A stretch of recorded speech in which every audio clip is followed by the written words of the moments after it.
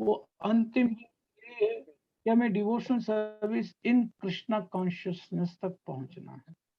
मतलब हमारा मन, हमारे चित्त वृत्ति, हमारी इंद्रियां सदा भगवान के प्रति कॉन्शियस रहें।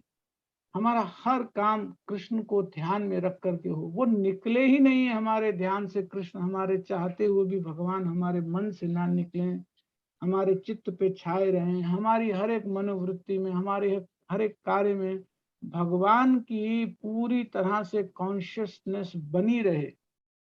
तो उस समय जो हम सेवा भगवान की करते हैं, that is called devotional service in Krishna consciousness. यहां तक किसी को कोई डाउट है?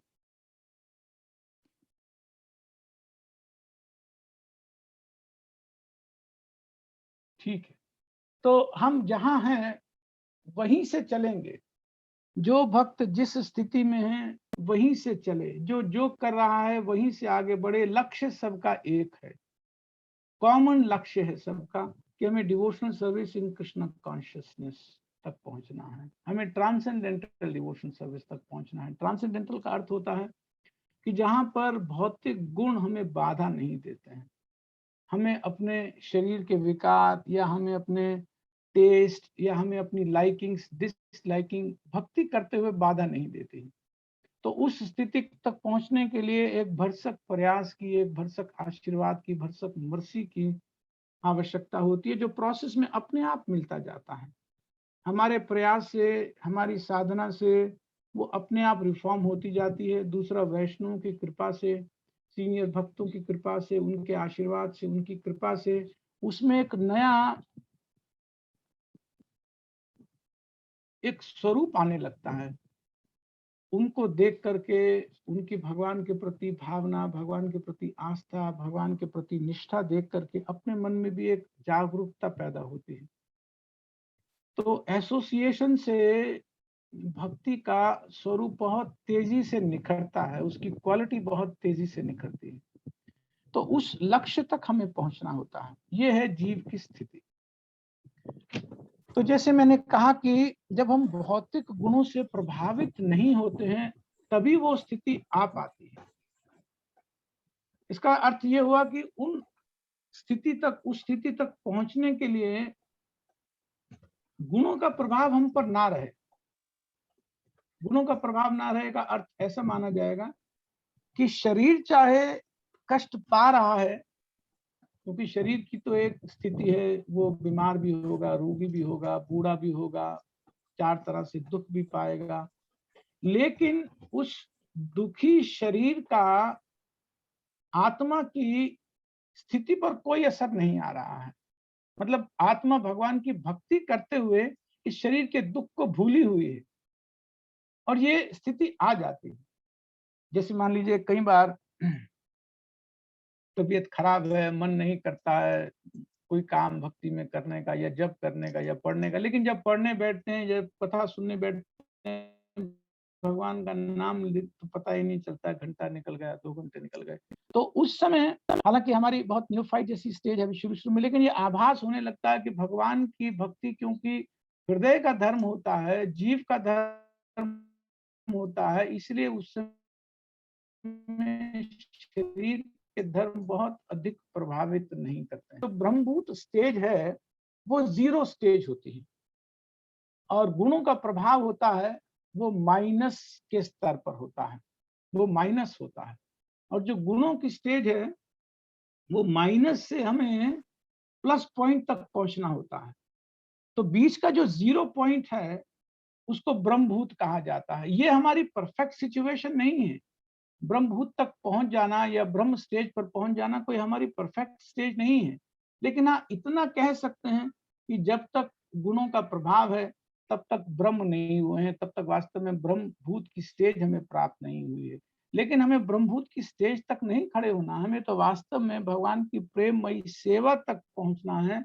माने अपने को जब गुणों के प्रभाव से हम बाहर निकाल पाए, तो धीरे धीरे धीरे धीरे भगवान की प्रेममयी सेवा में जब जुड़ते हैं, अर्थात हृदय में भगवान का प्रेम जब ढुल ढुल आने लगता है, उस समय जब भक्ति होती है, भगवान के प्रति पूर्ण श्रद्धा है, भगवान के प्रति पूर्ण निष्ठा है, और उस समय जब हम भगवान का भजन करते हैं, भगवान के भक्तों का संग करते हैं, तो ये मान करके करते हैं कि बहुत कृपा करके भगवान ने हमें इन भक्तों का संग दिया है। तो उस समय संग में 1 घंटा 2 घंटा मन ऐसे उछला रहता है कि कितनी कृपा करके भगवान ने हमें अपने प्रिय प्यारे लोगों के साथ में भेजा है।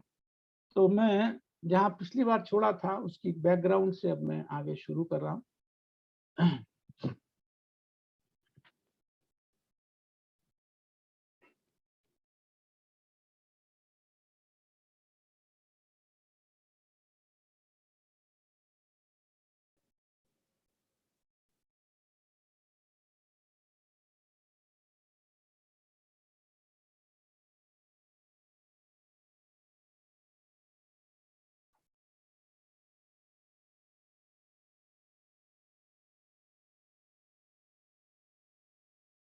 मैं अपनी स्क्रीन शेयर कर पा रहा हूँ आपसे? अभी तो नहीं दिख रहा। हाँ, अब दिख रहा है। ठीक।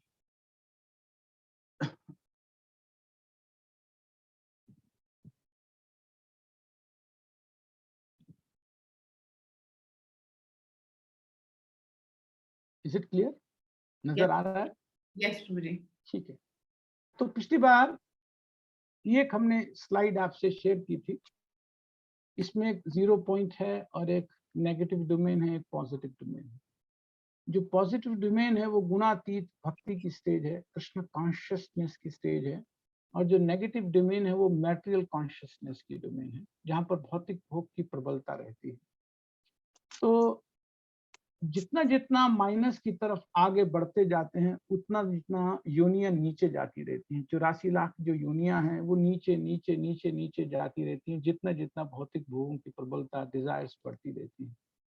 और जब गुणातीत स्टेज में जब पहुंचते हैं तो जितना आगे पॉजिटिव नंबर बढ़ता रहता है उतनी भगवान के प्रति शुद्ध मन से, भावना से, प्रेम से भगवान की सेवा करने का, भजन करने का, भगवान के भक्तों को प्रसन्न करने का, भगवान को प्रसन्न करने का भाव बनता है। तो जो प्रकृति के 3 गुण हैं, जैसे आप यहाँ पर देखेंगे हमने लिखा कि प्रकृति की जो 3 गुण हैं वो इसी डोमेन में, इस नेगेटिव डोमेन में एक्टिव होते हैं। पॉजिटिव डोमेन में प्रकृति के गुणों का कोई रोल नहीं है। पॉजिटिव डोमेन में जो राइट साइड की डोमेन है, जो कृष्ण कॉन्शियसनेस की डोमेन है, वहां पर भगवान की भक्ति करके जो आनंद का सागर उमड़ता है वो बढ़ता जाता है। तो इसके कंपैरिजन में बिल्कुल रिवर्स सिचुएशन है कि जब प्रकृति के डोमेन में होते हैं तो काम, क्रोध, लोभ, मोह, मद, मात्सर्य हमें बहुत परेशान करते हैं। लेकिन यहाँ पर भगवान के प्रति भावना जो है, भगवान की सेवा से प्राप्त होने वाला बहुत बहुत आनंद ये बढ़ता है। और पाप और पुण्य जैसे यहाँ पर लिखा है इस नेगेटिव डोमेन में होते हैं। अब हमें समझना यह है कि ब्रह्मभूत जो स्टेज है, जो हमने यहाँ पर 0 पॉइंट रिफ्लेक्ट किया है, और कृष्णा कॉन्शियसनेस के बीच में क्या अंतर है और किस तरह से एक एक करके हम उस स्तर को पा सकते हैं। तो कुछ मैंने इस पे भी तैयार किया है, तो सब भक्त इसको हम थोड़ा पार्टिसिपेट करके इसको सेशन को आगे बढ़ाते हैं।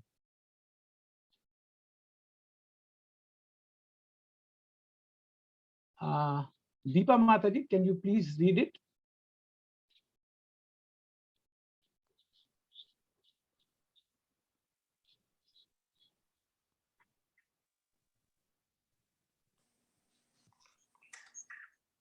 हरे कृष्णा। हरे कृष्ण माता जी, आपको पढ़ने में कोई दिक्कत तो नहीं? पढ़ सकते हैं ना?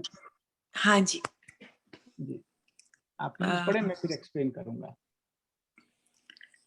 Those who fix their minds on my personal, हाँ, ऊपर से पढ़िए। Arjun question about who is more perfect. भगवान ने अर्जुन के एक प्रश्न का उत्तर दिया है, तो यहाँ से हम स्लाइड शुरू कर रहे हैं। आप ऊपर से पढ़िए।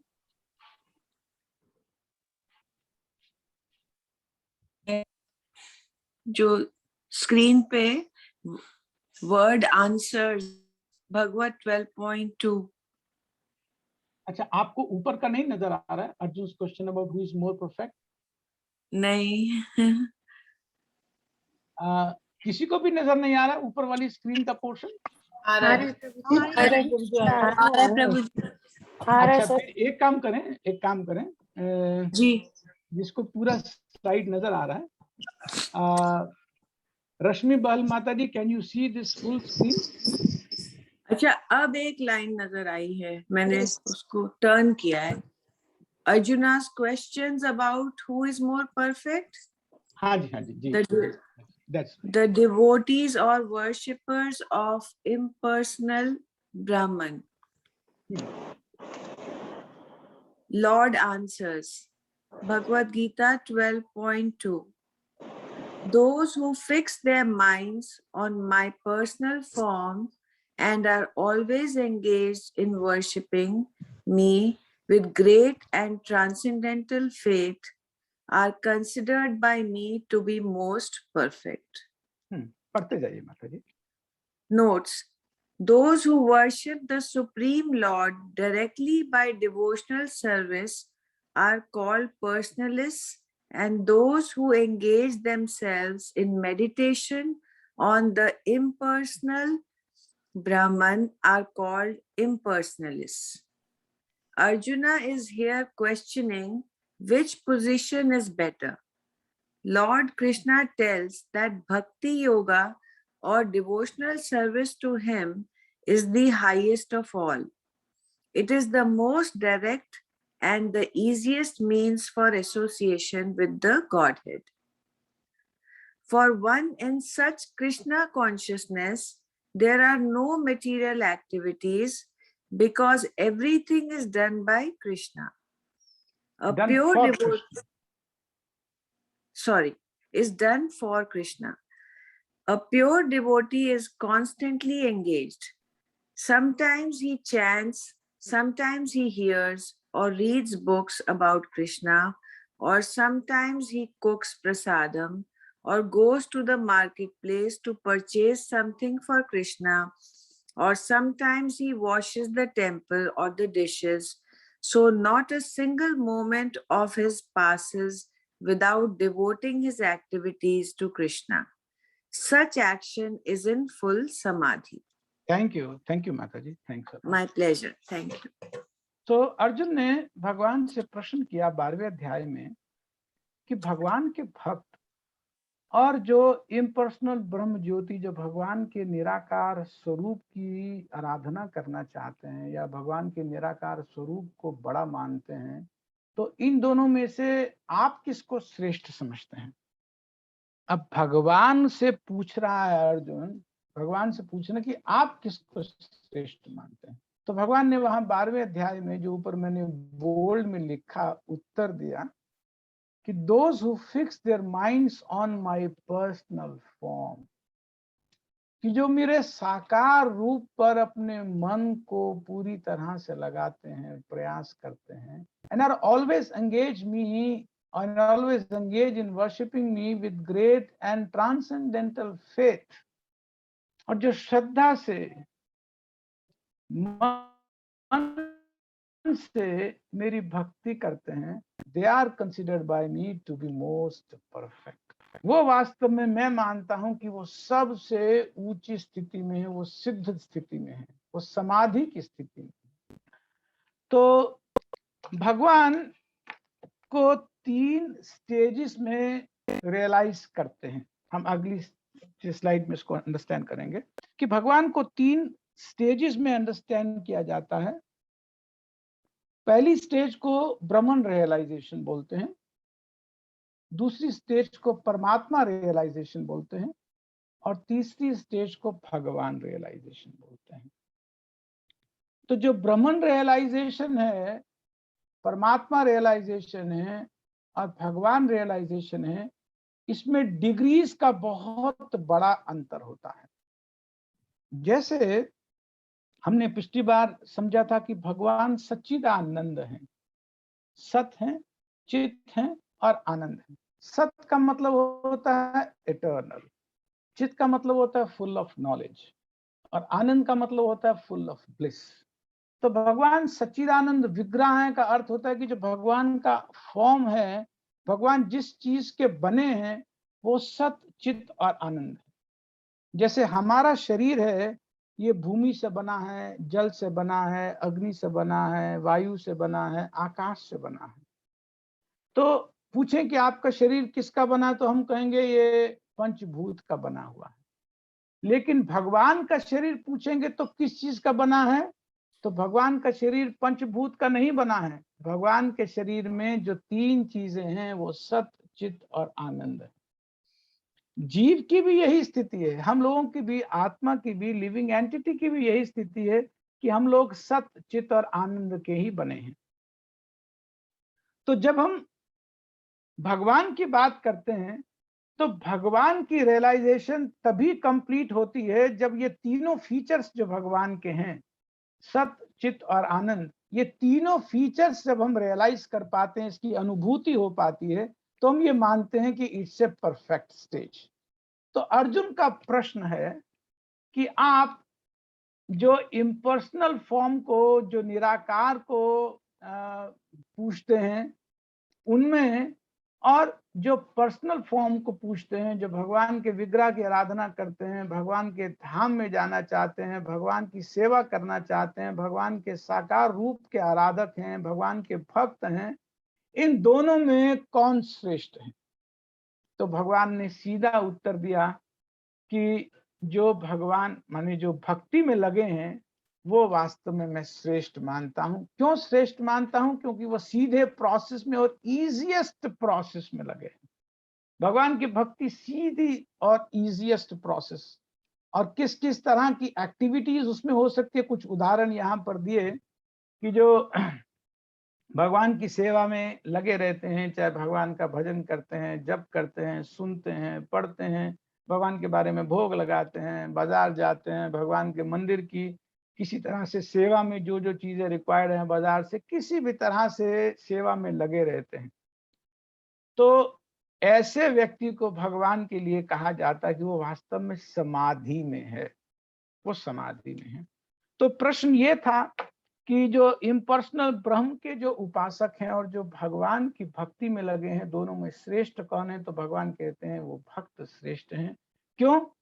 उसका कारण आगे हमें पता लगेगा कि जो भगवान का सीधा उपासना करते हैं वो सत्य, चित्त और आनंद, भगवान के इन तीनों स्वरूपों को रियलाइज कर पाते हैं, भगवान के इन तीनों गुणों को अनुभूति कर पाते हैं, उसकी रियलाइजेशन कर पाते हैं। लेकिन जो इम्पर्सनल ब्रह्मन के जो उपासक हैं, जो ब्रह्म ज्योति की उपासना करते हैं, ब्रह्म ज्योति में मिलना चाहते हैं, ज्योति की उपासना करते हैं, उनको सिर्फ एक फीचर का रियलाइजेशन हो पाता है, दैट इज कॉल्ड सत्य feature of the lord, that is called eternality feature of the lord. लेकिन उनको चित्त, भगवान के ज्ञान का और आनंद, कितना ब्लिसफुल है वास्तव में भगवान की एसोसिएशन, इसका उनके जीवन में कोई अनुभूति नहीं हो पाती।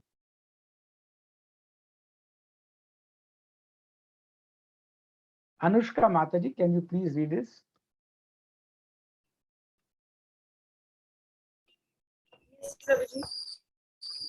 Brahma Bhoot stage of realization, if properly directed, can act as a doorway to perfection. The Brahma Bhoot is the state of being free from material contamination, but at this stage, there is no transcendental service of the Lord. Rendering the transcendental service to the Lord is the identity, or in other words, the swarup of the living entity. It is therefore crucial to get engaged in the transcendental service of the Lord, which is not possible until one's mind is fixed on the lotus feet of the Lord. To be always engaged in the transcendental loving service of the Lord, or to remain in Krishna consciousness, is to be factually liberated from the mode of passion and all material contamination. Mad bhaktim labhate param. Bhagavad Gita 18.54. Thus, the transcendental service to the Lord is a factual liberation from all material contamination. Thank you. Thanks a lot, Mata ji. तो अगर ये समझें कि इस भौतिक जगत के प्रभाव से कोई मुक्त हो गया तो वो ब्रह्मभूत स्टेज पर आ जाता है।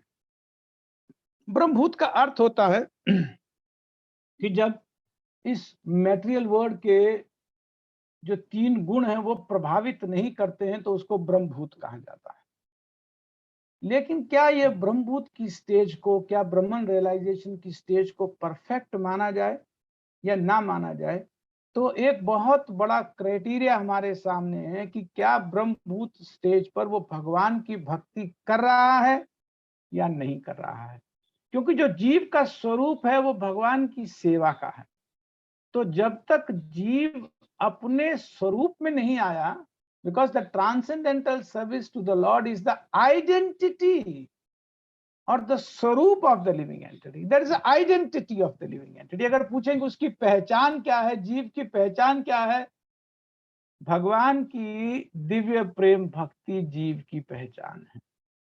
हम लोगों का अगर पूछा जाए कि हम लोगों की वास्तविक पहचान क्या, तो जब हम भगवान की दिव्य सेवा में होते हैं तो यही हमारी पहचान है। जब तक दिव्य सेवा की स्थिति उपस्थित नहीं हुई है, जब तक हम भगवान की ट्रांसेंडेंटल सर्विस अर्थात गुणातीत भक्ति में नहीं लगे हैं, तब तक वास्तव में अपने स्वरूप में हम नहीं हैं, चाहे गुणों का प्रभाव खत्म हो गया है।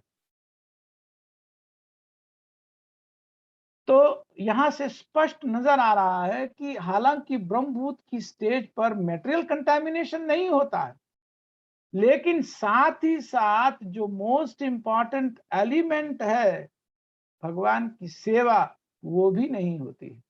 अगर मान लीजिए कि किसी के ऊपर गुणों का तो प्रभाव नहीं है, लेकिन वो भगवान की सेवा में भी नहीं है, तो कब तक वो व्यक्ति इस स्थिति में रह सकता है?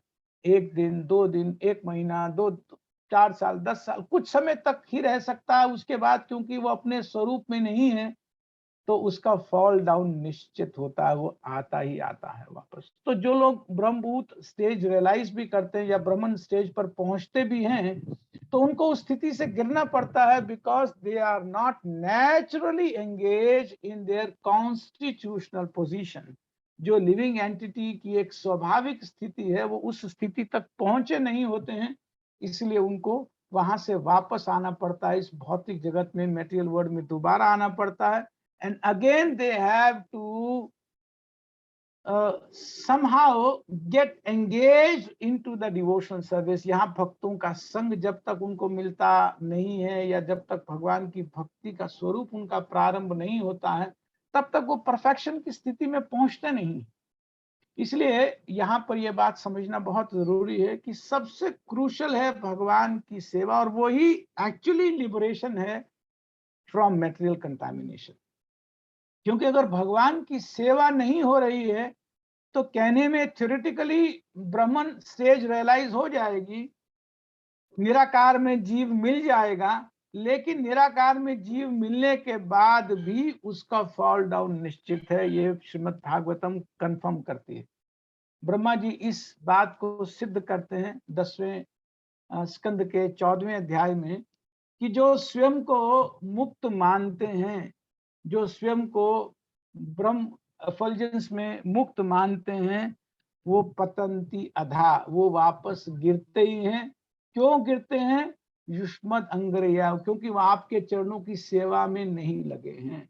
तो वास्तव में अगर कहा जाए कि लिबरेशन क्या है, फैक्चुअल लिबरेशन, तो डेफिनेशन ऑफ लिबरेशन इज स्वरूपेणा अवस्थिति। जब तक अपने स्वरूप में जीव अवस्थित नहीं होता है, स्थित नहीं होता है, फिक्स नहीं होता है, तब तक वो लिबरेशन को, तब तक उसकी मुक्ति नहीं है। तो factual liberation is the transcendental service.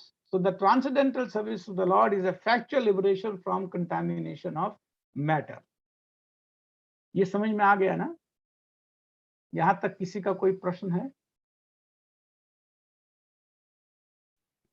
प्रभु जी, ये लास्ट लाइन एक बार रिपीट कर दीजिए। Actual liberation from contamination.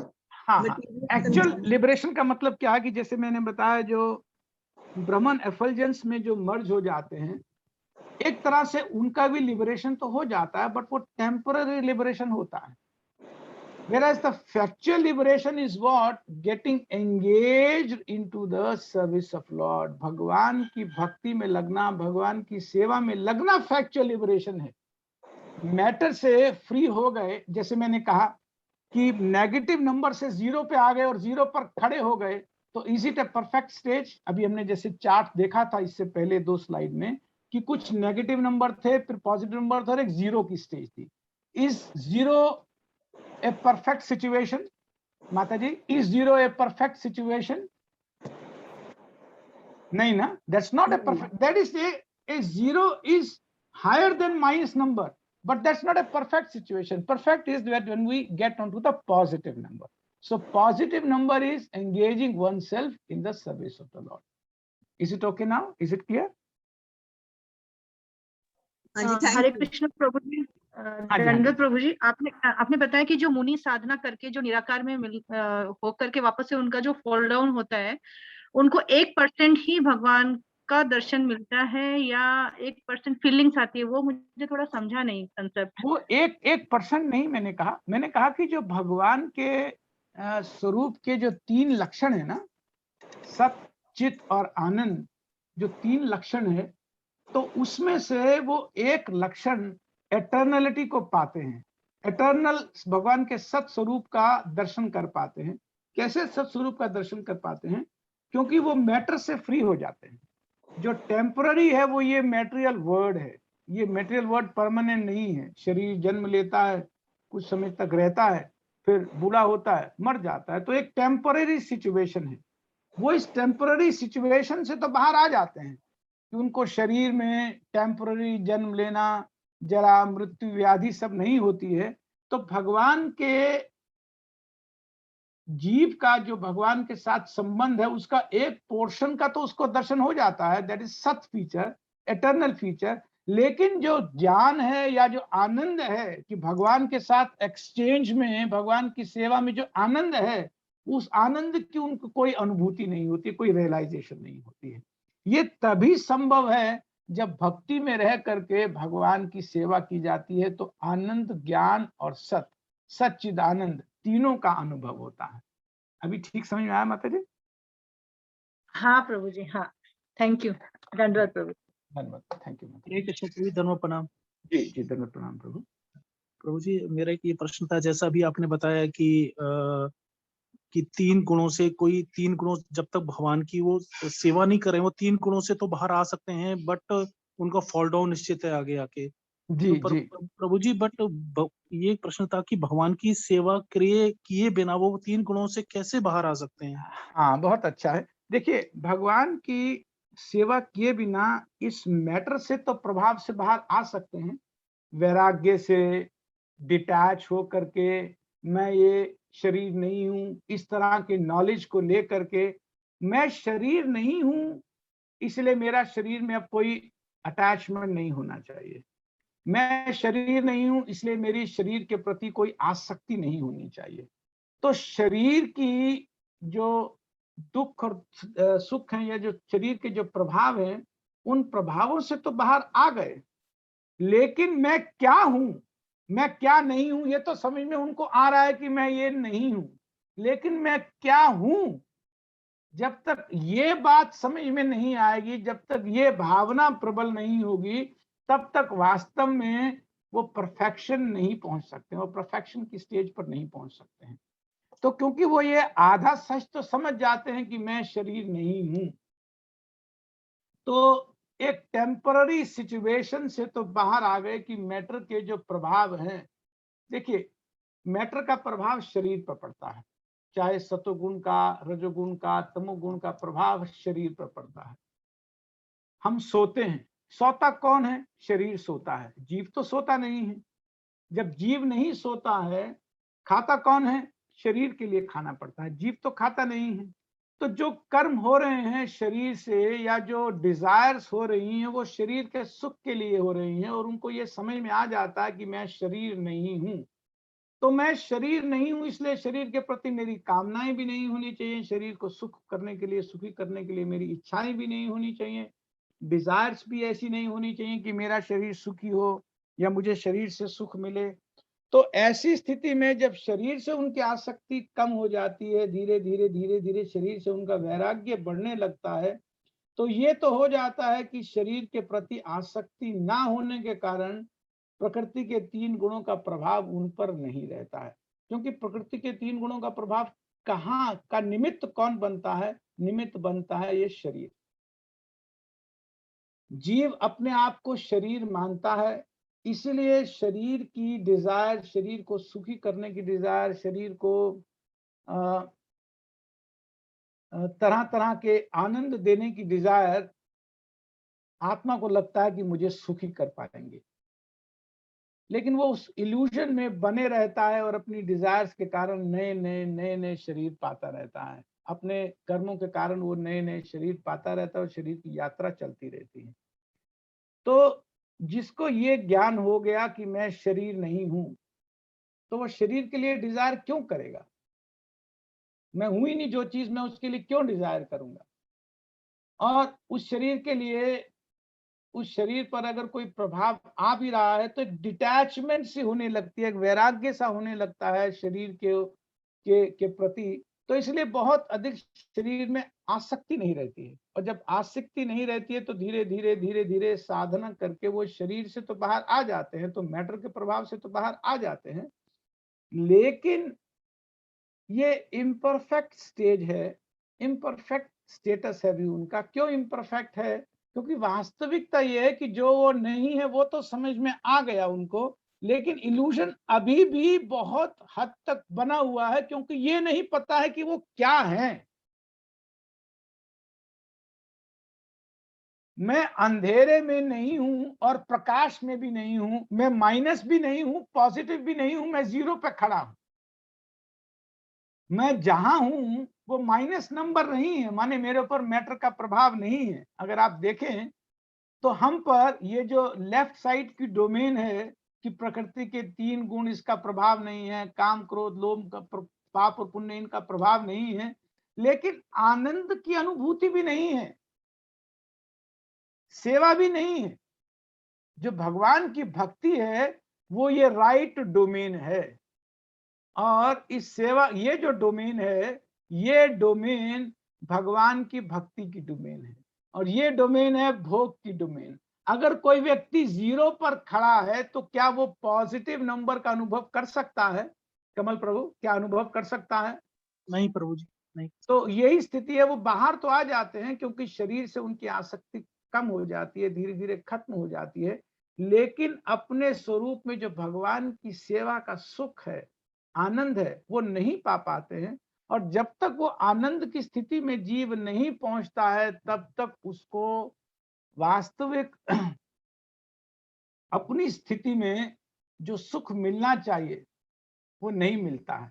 जीव है आनंदमय अभ्यासात, हमारी डेफिनेशन कहा जाता है आनंदमय अभ्यासात। जैसे भगवान के लिए भी कहा जाता है कि सदा आनंदमय रहते हैं, उसी तरह जीव भी सदा आनंदमय रहने का अधिकारी है। लेकिन वो जीरो पॉइंट पर है तो आनंद का तो कोई प्रश्न नहीं है। एक कंपैरिजन करते हैं कि एक आदमी मान लीजिए बद्ध जगत में है, इस मेटेरियल वर्ल्ड में है, तो वो इल्यूजन में है कि मैं शरीर हूं, वो शरीर से अपना सुख प्राप्त करने की कोशिश कर रहा है, कम से कम वो प्रयास तो कर रहा है आनंद का, चाहे वो इल्यूजन में ही प्रयास उसका चल रहा है, उसका जो एफर्ट है उस शरीर को ही सुख करने के हैं, सुखी करने के हैं, लेकिन उसके प्रयास में कहीं ना कहीं आनंद उसको इल्यूजन में फील तो होता है। लेकिन ब्रह्मभूत स्टेज में तो आनंद की स्थिति ही नहीं है, क्योंकि वो कहीं भी नहीं, या तो शरीर की सेवा में करे या भगवान की सेवा करे, ना तो वो शरीर की सेवा कर रहा है ना भगवान की सेवा कर रहा है, तो आनंद उसको कहाँ आएगा? तो आनंद ना आने की वजह से उसको वहां से नीचे आना ही पड़ता है, और फिर धीरे धीरे क्योंकि अब वो मैटर के साथ अटैच नहीं होता है, उस स्टेज पर पहुंच चुका होता है कि अब शरीर का उसको प्रभाव नहीं है, तो अब ये वो सोचता है, देखता है, प्रयास करता है कि किस तरह से मैं सुखी हो सकता हूं। तो भगवान के भक्तों का उसको स्वाभाविक रूप से एसोसिएशन मिलने लगता है। भगवान ने भगवत गीता के 7वें अध्याय में कहा कि 4 तरह के लोग मेरी भक्ति में आते हैं, 4 तरह के पुण्यवान लोग मेरी भक्ति में आते हैं, जिनमें से एक ज्ञानी होते हैं। और भगवान ने कहा कि ज्ञानी बहुत जल्दी मुझ तक पहुंच जाते हैं, क्योंकि उनका काफी काम तो पहले हो गया होता है, कि मैटर में वो बहुत ज्यादा कनेक्टेड, अटैच, आसक्त नहीं होते हैं। इसलिए वो जब वापस आते हैं तो तुरंत मेरी भक्ति में लग करके और जल्दी रियलाइज कर पाते हैं। ठीक है प्रभु, समझ में आया? यस प्रभु जी। पर प्रभु जी एक प्रश्न और था कि जैसे आपने बताया कि शरीर पे तो वो कंट्रोल उनका हो जाता है, पर प्रभु जी जैसे मन बुद्धि अहंकार जो अपने सूक्ष्म शरीर है अपने अंदर, जो जिसके अंदर मतलब ये अहंकार और ये सब होता है, तो क्या उस पे भी वो उनका प्रभाव नहीं होता क्योंकि वो तीनों गुणों से परे हो जाते हैं? हाँ, बहुत कम रह जाता है प्रभु जी, उसका भी प्रभाव बहुत कम रह जाता है। सिर्फ ये एक बात जरूर है कि वो उनको प्रॉपरली अभी एंगेज नहीं कर रहे होते हैं। एंगेजमेंट लिविंग एंटिटी का स्वभाव है, ना ही कश्चित क्षणम अपि जातु तिष्ठति अकर्मकृत। आत्मा एक क्षण के लिए भी बिना काम किए नहीं रह सकती है। तो पहले तो इल्यूजन था, मोह था, तो शरीर को मैं मान करके शरीर की सेवा में लगा हुआ था। भक्त हो जाता है, ये समझने लगता है कि मैं भगवान का दास हूं, तो भगवान की भक्ति में लगने लगता है। एक्टिविटी तो चाहिए, बिना एक्टिविटी के लिविंग एंटिटी नहीं रह सकता है, ये सिद्धांत है। जब शरीर सो रहा होता है तब भी आत्मा नहीं सोता है। जब शरीर सोता है तो दो कंपोनेंट सोते हैं। कौन कौन से? शरीर और बुद्धि। इंटेलिजेंस सोती है और बॉडी, बॉडी को रेस्ट चाहिए, बॉडी सो जाती है। बुद्धि को भी रेस्ट चाहिए, बुद्धि भी सो जाती है। अगर बुद्धि को रेस्ट नहीं देंगे तो 5-4 दिन अगर नहीं सोए तो फिर माइंड नहीं चलता, इंटेलिजेंस बिल्कुल ब्लॉक हो जाती है, छोटे छोटे डिसीजन भी इवेल्युएट नहीं कर पाती। इसलिए इसको रेस्ट चाहिए। मन को कोई रेस्ट नहीं चाहिए, आत्मा को कोई रेस्ट नहीं चाहिए। इसलिए हम सपने में देखते हैं कि बड़े उल जलूल अजीब अजीब से भी सपने आते हैं, क्योंकि बुद्धि उस समय साथ नहीं होती है। मन और बुद्धि ये दो कंपेनियन साथ चल रहे होते हैं। तो बुद्धि को रेस्ट चाहिए होता है, शरीर को रेस्ट चाहिए, लेकिन आत्मा तो एक क्षण के लिए भी बिना काम किए नहीं रह सकता है। और आत्मा का जो स्वरूप काम है, जो अपने स्वरूप का काम है, वो भगवान की भक्ति है। तो जब तक वो भक्ति में नहीं लगता है, एंगेज नहीं होता है, तब तक वो आनंद की अनुभूति नहीं कर पाता है, वास्तविक ज्ञान में नहीं होता है, उसका ज्ञान अधूरा रहता है। इज इट ओके प्रभु? यस प्रभु जी, थैंक यू प्रभु। Okay, thank you.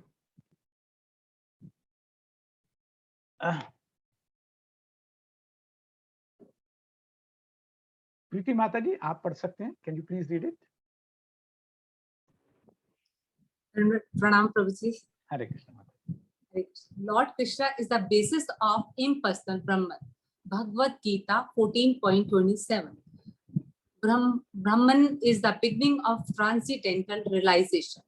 Paramatma, the super soul, is the middle, the second stage in the transcendental realization, and the supreme personality of Godhead is the ultimate realization of the absolute truth. Therefore, both Paramatma and the impersonal Brahman are within the Supreme Person.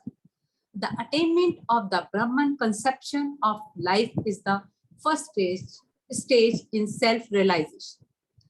At this stage, the Brahman realization person is transcendental to the material position, but is not actually perfect in spiritual realization. One must gradually rise up to Paramatma realization and then to realization of the Supreme Personality of Godhead. The four Kumaras were situated first in the impersonal Brahman, conception of truth, but then they gradually rose to the platform of devotional service. One who cannot elevate himself beyond the impersonal conception of Brahman runs the risk of falling down again to the material platform, because he lacks devotional service to the Lord, which is Sarvana of the living entity. स्वरूप of the living entity. Sorry, Prabhuji, इसमें clear नहीं था थोड़ा. अच्छा. Swarupa of the living entity. Okay. Thank you. Right. Thanks a lot, Mataji. Thanks a lot.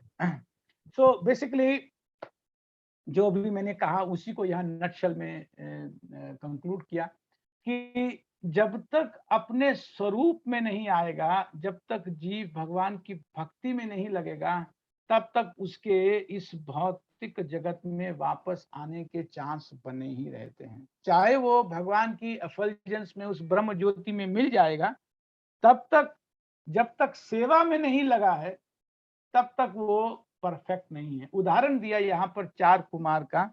जो 4 कुमार हैं वो ब्रह्मा जी के पुत्र हैं। सबसे पहली संतान ब्रह्मा जी की 4 कुमार हैं, और वो ब्राह्मण कंसेप्शन में बिल्कुल फिक्स थे।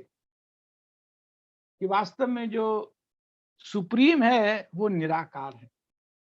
लेकिन जब भगवान के चरणों में लगी तुलसी का चंदन, चर्चित तुलसी का चंदन के साथ मिक्स होकर के जब तुलसी की उन्होंने स्मेल सूंघी, तो इतना प्रभाव पड़ा उनके चित्त पर कि वो तुरंत अपनी इम्पर्सनल रियलाइजेशन भूल करके और भगवान की भक्ति में आ गए। इसी तरह से सुखदेव गोस्वामी जो व्यास देव जी के पुत्र हैं, वो जन्म लेते ही बिल्कुल डिटैच थे। जब उन्होंने जन्म लिया तो उस समय बिल्कुल डिटैच थे वो, और डिटैच थे मैटर के साथ, किसी तरह का उनका कोई संपर्क नहीं था। जन्म लिया और तुरंत उन्होंने वैराग्य के साथ अपना घर छोड़ दिया, पिताजी को छोड़ दिया, माता को छोड़ दिया कि बस मैं वन में रहूंगा और मैं ध्यान करूंगा कि मैं ये शरीर नहीं हूं। परफेक्शन स्थिति में थे। किस तरह का परफेक्शन कि इम्पर्सनल जो ब्रह्म ज्योति है वो टॉप मोस्ट सिचुएशन है, बिल्कुल वैराग्य की स्थिति में थे। शरीर के साथ उनका कोई अटैचमेंट, आसक्ति नहीं थी। इधर जब वो चले गए तो व्यास देव जी ने पीछे से श्रीमद् भागवतम की रचना की। अब जब श्रीमद् भागवत उन्होंने कंपाइल किया तो वो जानते थे कि इसके सुपात्र, सबसे सुयोग्य पात्र तो वही सुखदेव ही हैं। मेरा बेटा ही एकदम सबसे बड़ा पात्र है इसको ग्रहण करने का, लेकिन उसको ढूंढे कैसे, उसको लेकर कहां से आए। तो फिर उन्होंने एक ट्रिक की कि अपने कुछ शिष्यों को उन्होंने कुछ श्लोक सिखाए, लेकिन आधे आधे श्लोक सिखाते थे। जैसे एक श्लोक के मान लो 4 पार्ट रहते हैं ना, तो 2 पार्ट सिखाते थे, 2 नहीं बताते थे। तो जब वो जंगल में घूमते थे तो अपने शिष्यों को बोलते थे बस तुम ये बोला करो। अब आधे आधे श्लोक सिखाए उनको, पूरे पूरे सिखाए नहीं। तो जब एक बार वो जंगल में सब बोलते हुए जा रहे थे श्लोक, तो वहीं सुखदेव गोस्वामी साधना में थे, तो उन्होंने भगवान के गुणों के बारे में सुना। आधा सुना तो उनका मन एकदम ललचा गया कि आगे क्या है, इसके बाद क्या है, इसके बाद क्या है। मैं जैसे आप एक पूरे श्लोक में पूरी बात कही जाती है ना, अगर आधा ही श्लोक कहा जाए और आधे श्लोक के बाद एक एक्सपेक्टेशन होती है कि अब क्या आएगा, तो उनके मन में बड़ी आतुरता थी कि इसको कंप्लीट कैसे किया जाए। तो उन्होंने उनसे कहा, उन शिष्यों से, कि आप जो बात सुना रहे हैं बात तो बहुत अच्छी लग रही है, लेकिन इसके बाद क्या है। तो उन्होंने कहा नहीं, इसके बाद तो हमें हमारे गुरुजी ने सिखाया नहीं है। तो बोले अच्छा एक काम करना, मैं कल आपकी प्रतीक्षा करूंगा, आप ये श्लोक पूरा कल करके आना, मेरी बहुत आतुरता है, इस श्लोक को मैं सुनना चाहता हूँ। तो 2 श्लोक थे जो उन्होंने आधे आधे सिखाए थे, जो आधे आधे वो सुने थे। अगले दिन वो व्यास देव जी को समझ में आ गया कि आज सुखदेव कहीं ना कहीं मिल रहा है।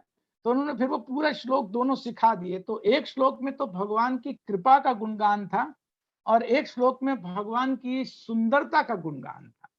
तो एक श्लोक 3रे स्कंद का जो श्रीमद् भागवत में हम पढ़ते हैं कि अहो बकीयम स्तन कालकूटम, की जिसने उस बकी को, उस पूतना को जो अपने स्तनों पर कालकूट विष लगा करके आई थी, मारने की इच्छा से आई थी, बच्चों को मारा करती थी, जो मारने की इच्छा से आई थी उसको भी माँ की गति दे दी। ऐसे कृपालु को छोड़ करके मैं और किसकी शरण में जाऊं। ये एक श्लोक है, अहो बकीयम स्तन कालकूटम।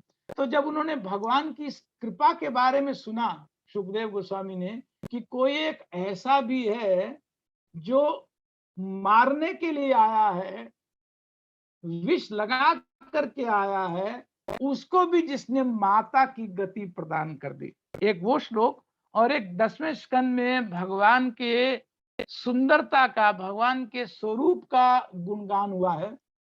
बरहा पीड़म नटवर वपु वर्णयो कर्णयो कर्णिकारम। इस तरह से भगवान के स्वरूप का वर्णन है कि जो मोर पंख लगाए रहते हैं, पीताम्बर धारण करते हैं। तो भगवान के स्वरूप का बहुत सुंदर वर्णन है उस श्लोक में। जब ये 2 श्लोक उन्होंने सुने सुखदेव गोस्वामी ने, तो उन्होंने कहा कि अब मैं आपके गुरुदेव से मिलना चाहता हूँ। मैं उस व्यक्ति की, वास्तव में उस व्यक्ति के बारे में जानना चाहता हूँ जिसके ये 2 गुण हैं, जिसकी इतनी सुंदरता है और जो इतना कृपालु है। मैं उस व्यक्ति के बारे में और जानना चाहता हूँ। तब वो शिष्य उनको व्यासदेव जी के पास लेके आते हैं। व्यासदेव जी की तो ट्रिक ही थी उसको लाने की, उनको बुलाने की, तो वो ट्रिक में सक्सेसफुल हुए। वहां फिर जब उन्होंने अपना भागवत पढ़ना शुरू किया, अपने पिताजी से जब भागवत सुनना शुरू किया तो इम्पर्सनल बिल्कुल कहाँ धज्जियां उड़ गई उसका पता ही नहीं चला। कोई कंसेप्शन हवा में पहले ही दिन एकदम समाप्त हो गया। तो भगवान के जो भक्त हैं उनमें कभी भी इम्पर्सनल की भगवान निराकार है ये भावना ही नहीं आती। कभी भी उनके मन में इस तरह की भावना नहीं आ सकती है कि भगवान निराकार है, क्योंकि भगवान की भक्ति में जिस तरह के आनंद की अनुभूति उनको होती है, जिस तरह का उनका मन में समाधि जैसी स्थिति आ जाती है कि बस भगवान की सेवा मिलती रहे, भगवान की सेवा किसी तरह से मिलती रहे, नहीं तो भगवान का जप चलता रहे, भगवान की कथा चलती रहे, भगवान का संग होता रहे, भक्तों का संग होता रहे, विग्रह पूजा कुछ ना कुछ करते ही रहना चाहते हैं, क्योंकि एक ऐसी आनंद के अंदर फीलिंग आती है भक्ति में। तो यही उनको सुखदेव गोस्वामी को जैसे जैसे वो श्रीमद् भागवत सुनते जा रहे थे, पिताजी उनके सुनाते जा रहे थे, तो उनका मन एकदम प्रेम से उमड़ता जा रहा था भगवान के प्रति, ऐसे ढुल ढुल भावनाएं बनती जा रही थी। तो जो इम्पर्सनल रियलाइजेशन से बाहर आना चाहते हैं, शुद्ध होना चाहते हैं, उनके लिए भगवान का गुण, भगवान के स्वरूप के बारे में जब वो सुनते हैं तो एकदम उनका मन बदलने लगता है। यहां तक कोई डाउट है? आगे चलें क्या? Is it okay? प्रभु जी धन्यवाद, प्रणाम। जी जी माता जी। अच्छा, मैं यही थोड़ा समझना चाह रही थी कि जब हम ब्रह्म पे जब हम पहुंच जाते हैं उस अवस्था में, तो हम फिर डिवोशनल सर्विस, जब हम ऑलरेडी सस्पेंडेड होते हैं एफल्जेंस में, तो हम फिर डिवोशनल सर्विस में और इन सब में कैसे हम एंगेज कर सकते हैं अपने आप को? वहां से ऊपर कैसे, मतलब how can we rise above that? वहां से ऊपर जाने का तो माता जी चांस नहीं है। हाँ वहां जी, से नीचे आकर के ही ऊपर जाया जा सकता है। वो ओके, इसलिए कहा जाता है बड़ा लंबा रास्ता हो जाता है। जो निराकार स्वरूप के उपासक हैं, महाप्रभु कहा करते थे, चेतन महाप्रभु, कि मायावादी भाष्य सुनिले होय सर्वनाश। सर्वनाश का क्या मतलब होता है? बिल्कुल बेड़ा गर्क हो जाता है। क्यों बेड़ा गर्क हो जाता है? कि इतना लंबा रास्ता हो जाता है, इतना लंबा रास्ता हो जाता है। मान लीजिए जैसे गुड़गांव में अगर किसी ने एक सेक्टर से दूसरे सेक्टर में जाना, बहुत पास में है, लेकिन रास्ता बीच में बंद हो जाए और इतना बड़ा हो जाए कि 10 किलोमीटर का सफर और फालतू करना पड़े, वो एक्चुअली पोजीशन हो जाती है। तो महाप्रभु कहते थे कि मायावादी भाष्य, उनकी जो कमेंट्री सुनने से जीव का सर्वनाश हो जाता है। एक तो ये हो जाता है कि रास्ता लंबा हो जाता है, दूसरा एक प्रभाव और पड़ता है कि बड़ी जल्दी से भगवान के स्वरूप के प्रति आस्था भी नहीं होती है। यहाँ भी प्रॉब्लम एक और होती है कि एक तरफ तो भगवान की भक्ति में नहीं लगे हैं, और दूसरा अगर कोई बताए तो जो पुरानी अभी लेयर्स चढ़ी हुई हैं कि निराकार है, वो गुण नहीं है उसमें कोई, वो सामने आते हैं, आड़े आते हैं। अगर वो ज्ञान कहीं से आ भी रहा होता है तो ये लॉजिक सामने आ करके तंग करते हैं। तो इसीलिए किसी भी तरह से जो भाष्य है, निराकार जो भाष्य है, अगर कहीं पर महाप्रभु कहते थे सुनने को भी मिले तो तुरंत हट जाना चाहिए, क्योंकि उससे मन में कोई प्रभाव आ सकता है। ठीक है जी, थैंक यू प्रभु जी। Okay thank you. Hare Krishna, दंडवत प्रणाम प्रभु जी। हाँ दंडवत प्रणाम माता जी। प्रभु जी बहुत सुंदर से आप समझा रहे हैं प्रभु जी, लेकिन कितने लोग ऐसे होते हैं जो एक पायस प्लेटफॉर्म पर हैं, और कितने लोग ऐसे भी हैं कि जो ना ब्रह्मभूत स्टेज पर भी हैं। तो जनरली लोग, मतलब कि ब्रह्मभूत स्टेज पर हैं या नहीं हो, but still they do not understand the importance of devotional service. They take it as a very sentimental activity or emotional activity. इतना डीप है इसका सिग्निफिकेंस, और उसको समझ नहीं पाते। तो हाउ टू कन्विंस देम? माता जी देखिए, एक है कि उनको कन्विंस करने के लिए डायरेक्टली उनको कन्विंस करना तो मुश्किल होता है। उसके लिए 2, 3, 4 इंपॉर्टेंट चीजें हैं कि किसी तरह से उनको शुद्ध भक्तों का संग अगर मिले क्योंकि उनका नॉलेज का जो उनका परसेप्शन का या उनके लॉजिक का जो लेवल है वो बहुत हाई होता है। तो एक ऑर्डिनरी डिवोटी अगर उनको प्रीच करने की कोशिश करेगा, जो मान लीजिए परफेक्टली सिचुएटेड है ब्रह्मन रियलाइजेशन में, तो वो शास्त्रों के आधार पर अगर कोई बहुत एडवांस डिवोटी नहीं है तो वो उसको डिफीट कर सकता है। लेकिन अगर कोई एडवांस डिवोटी है तो सबसे पहले तो उसकी प्रेजेंस से ही, उसके वहां रहने से ही उसके चित्त में भगवान के प्रति श्रद्धा उत्पन्न होती है। भक्ति विनोद ठाकुर एक जगह कहते हैं कि जो फर्स्ट क्लास डिवोटी है उसकी पहचान क्या है। तो फर्स्ट क्लास डिवोटी की पहचान वो ये बताते हैं कि अगर किसी की प्रेजेंस से ही मन में भक्ति करने के लिए भाव उत्पन्न होने लगे, ही is a first class devotee. वो अभी कुछ बोला नहीं है, उसने कोई बात नहीं की है, कोई स्क्रिप्चर पर डिस्कस नहीं किया, बस उसकी प्रेजेंस से ही मन में भगवान के प्रति पॉजिटिव वाइब्रेशंस आने लगती हैं, then he is a first class devotee. तो ऐसा कोई भक्त, शुद्ध भक्त, एडवांस डिवोटी जब उनको बात करता है, प्रभावित करता है, तो उनके डाउट्स जो है वो धीरे धीरे धीरे धीरे क्लियर होने लगते हैं। जो स्वाभाविक स्थिति है वो तब तक नहीं आती है जब तक उनको रियल नॉलेज नहीं मिलती है। जो उनकी नॉलेज है वो इनकम्प्लीट होती है, उसको ये बताना कि आपकी नॉलेज इस तरह से इनकम्प्लीट है, वो भी शास्त्र से बात लेकर के आएंगे, स्क्रिप्चर से बात लेकर के आएंगे, लेकिन स्क्रिप्चर्स के आधार पर ही उनको कन्विंस करना ये उस समय आवश्यकता होती है। तो इसलिए जो उस तरह के स्टेज पर भक्त हैं, भगवान के साथ डीपली कनेक्टेड है, शास्त्रों का जिनको ठीक ठाक ज्ञान रहता है और दूसरे को समझाने में, कन्विंस करने में पटु होते हैं, एक्सपर्ट होते हैं, डीपली कन्विंस्ड होते हैं शास्त्रों की कंक्लूजन्स के बारे में, ऐसे व्यक्ति आराम से उनको धीरे धीरे कन्वर्ट कर पाते हैं। इस इट ओके माता जी? Yeah, Prabhu. Thank you. ठीक है, थैंक यू।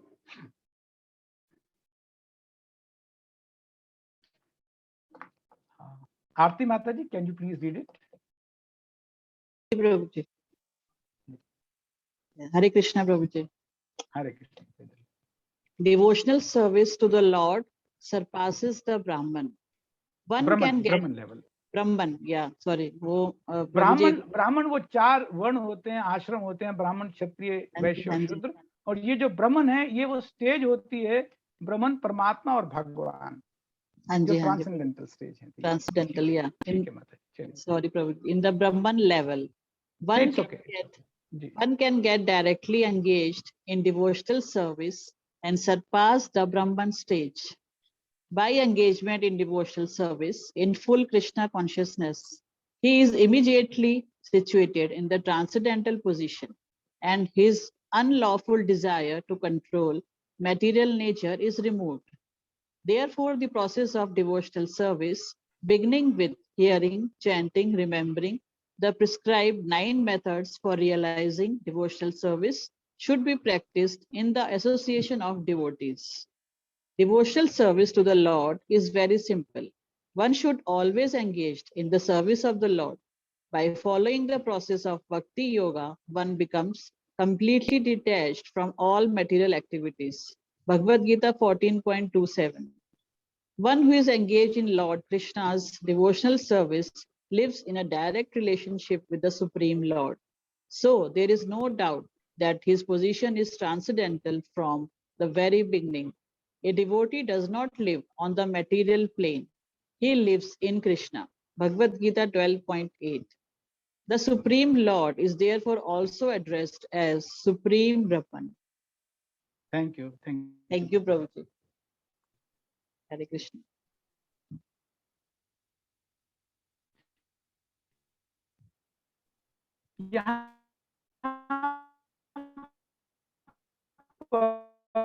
डिवोशन सर्विस में लगता है, सोचता है उसको कुछ और नहीं करना है, वो सीधा भगवान की भक्ति में लगता है। तो सीधा भगवान की भक्ति में लगने से, जैसे लिफ्ट पे बैठ करके, मान लीजिए अगर आपको 40वीं मंजिल पे जाना है तो सीधा लिफ्ट में बैठ करके आप 40 नंबर का बटन दबाते हैं, आप 40वें फ्लोर पे आ जाते हैं।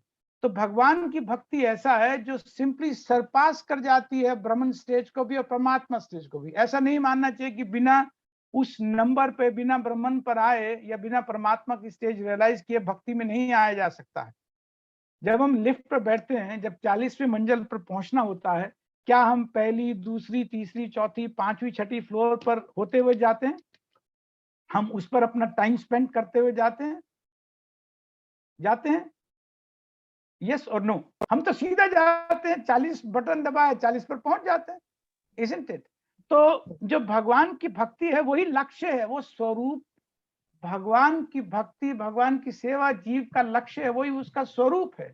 तो उस स्वरूप को चाहे तो बहुत लंबा करके हम स्टेजेस में पाएं या डायरेक्टली प्राप्त कर सकते हैं। सीधा भगवान की भक्ति में लगे, जो लक्ष्य है, लक्ष्य तक जो चीज सीधी पहुंचा रही है उस तक सीधा पहुंचना चाहिए। That's the best easiest process, और वो जीव के स्वरूप को मैच करता है। अगर आप अभी भी देखें तो जीव भगवान सेवा नहीं कर रहा है, लेकिन सेवा तो सभी कर ही रहे हैं, किसी न किसी की सेवा तो सब करते ही हैं। कोई परिवार की सेवा करता है, कोई समाज की सेवा करता है, कोई देश। बिना सेवा किए तो कोई रह ही नहीं रहा है। तो सेवा तो सब कर रहे हैं, बस उसको राइटली प्लेस करना है, उसको ठीक जगह पर लगाना होता है। इसलिए जो डिवोशन सर्विस है वो सरपास कर जाती है सीधा ब्रह्मन लेवल पर। अगर कोई आदमी भगवान के साथ, भक्तों के साथ किसी भी तरह से जुड़ा तो वो डिवोशनल सर्विस में एंगेज हो गया। अब उस डिवोशन सर्विस से उसे devotion service in full Krishna consciousness तक पहुंचना है, बस इतना उसका सफर बचा है। लेकिन जो ब्रह्मन स्टेज पे है वो तो अभी भक्ति में आया भी नहीं है, वो तो अभी शुरू करेगा।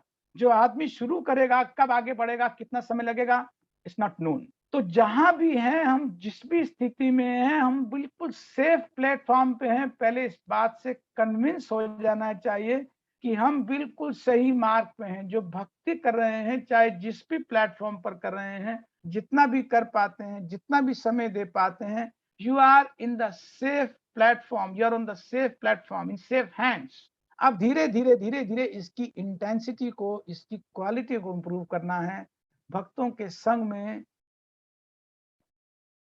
अच्छे से इंस्पायर हो करके, भगवान के गुणों को सुन करके, भगवान के बारे में सुन करके धीरे धीरे मोटिवेशन लेवल बढ़ाना है कि मैं भगवान की भक्ति और अच्छे से कर पाऊं, ये प्रयास करना है। यही वास्तव में शुद्ध भक्ति तक पहुंचने का मार्ग है। ऐसा नहीं है कि कुछ प्रोसेस नया होगा। जो आज कर रहे हैं वही आगे भी करेंगे। अगर आज भगवान का नाम जप करते हैं तब भी भगवान का नाम जप करेंगे। आज अगर भगवान का नाम सुनते हैं, भगवान की कथा सुनते हैं, भगवान के विग्रह की आराधना करते हैं, भगवान को भोग लगाते हैं, तो इन एक्टिविटीज में कोई चेंज नहीं होगा। सिर्फ अपने आप धीरे धीरे वो क्वालिटी, वो इंटेंसिटी उसकी बढ़ने लगती है। जैसे आज मान लीजिए भगवान के बारे में अगर सुनते हैं या भक्ति के गुणों के बारे में सुनते हैं तो प्रभाव कुछ पड़ता है। लेकिन जो एडवांस डिवोटी है, जब वो भगवान के बारे में सुनता है, भगवान के गुणों के बारे में सुनता है, तो अपने आप को हर एक क्षण रिलेट करता जाता है उस सिचुएशन के साथ। वो जिस स्थिति पर, जिस स्थान पर वो बात हो रही होती है, अपने आप को वहां लेकर के जाने का प्रयास करता है। उस सिचुएशन में अपने आप को डिफाइन करने का प्रयास करता है। एक उदाहरण से मैं समझाता हूँ। मान लीजिए भागवत का कहीं संदर्भ चल रहा है, श्रीमद् भागवत की कथा चल रही है, कोई एक स्कंद पर कथा चल रही है और कोई कंसेप्ट, कोई एक बात, कोई एक श्लोक, किसी एक अध्याय का डिस्कस हो रहा है।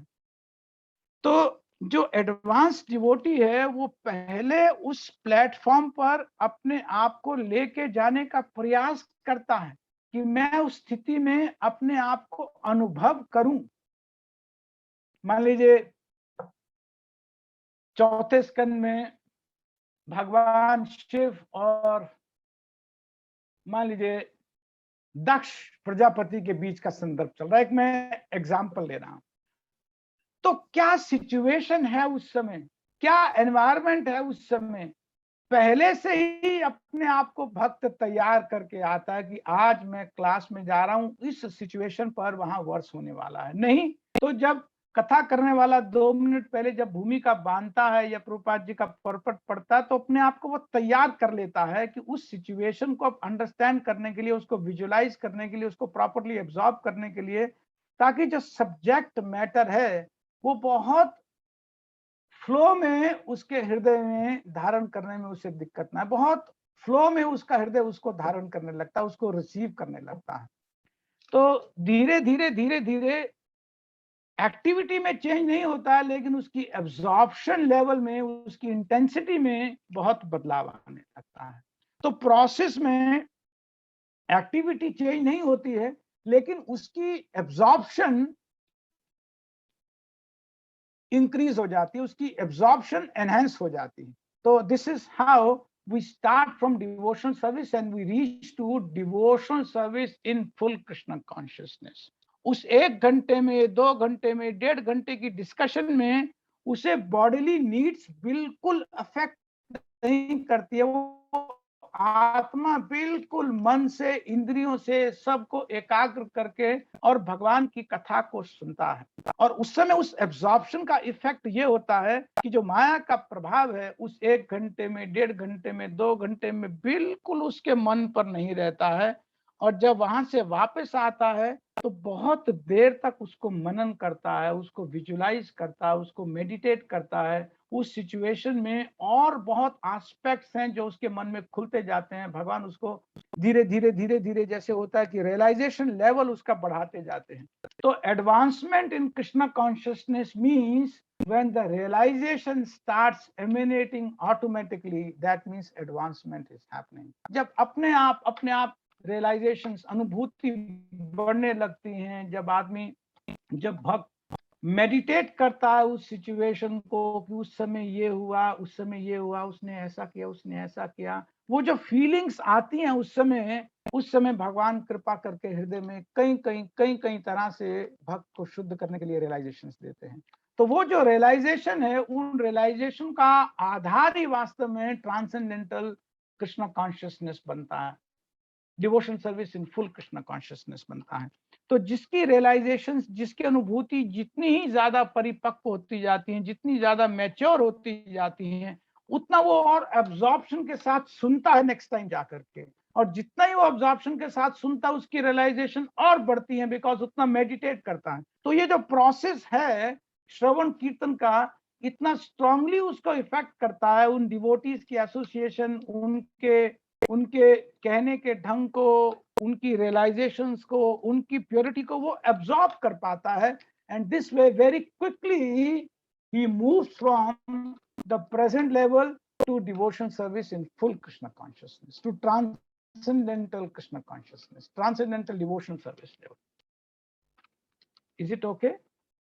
Should we move forward? Now, what is recommended path for assured success?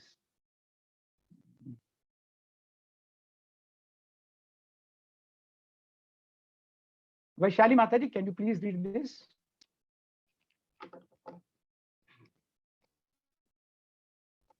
आप कहीं मुझे लग रहा है आप कार में हैं कहीं पे। हाँ जी प्रभु जी, मैं अच्छा आप रहने दीजिए, मतलब कोई आपको दिक्कत आएगी फिर। ठीक है माता, please no problem. Thank you. Priya माता जी, can you please read it? Hare Krishna प्रभु जी। हरे कृष्ण माता जी, धन्यवाद, प्रणाम। What is the recommended path for assured success?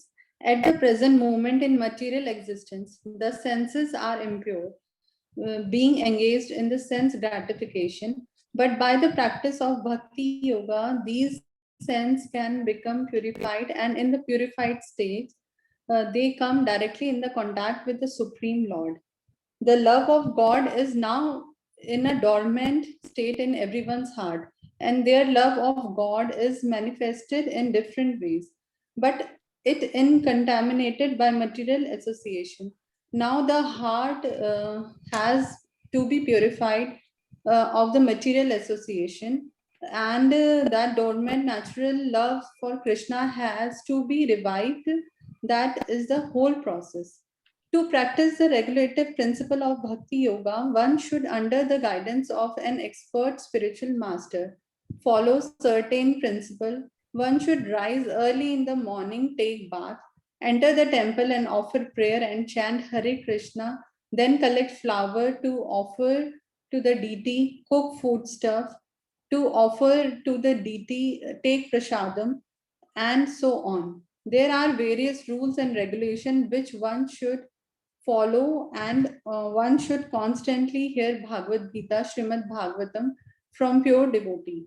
This practice can help anyone rise to the level of love of God, and then and and then he is sure of his process into the spiritual kingdom of God. This practice of bhakti yoga under the rules of regulation with the direction of a spiritual master will surely bring one to the stage of love of God. BG 12.9. Hare Krishna. Thank you. Thanks a lot, Mataji. Thanks a lot. So what is the recommended path for sure success? ये कैसे ensure करें, क्या मार्ग है, what is the right, what is the recommended path?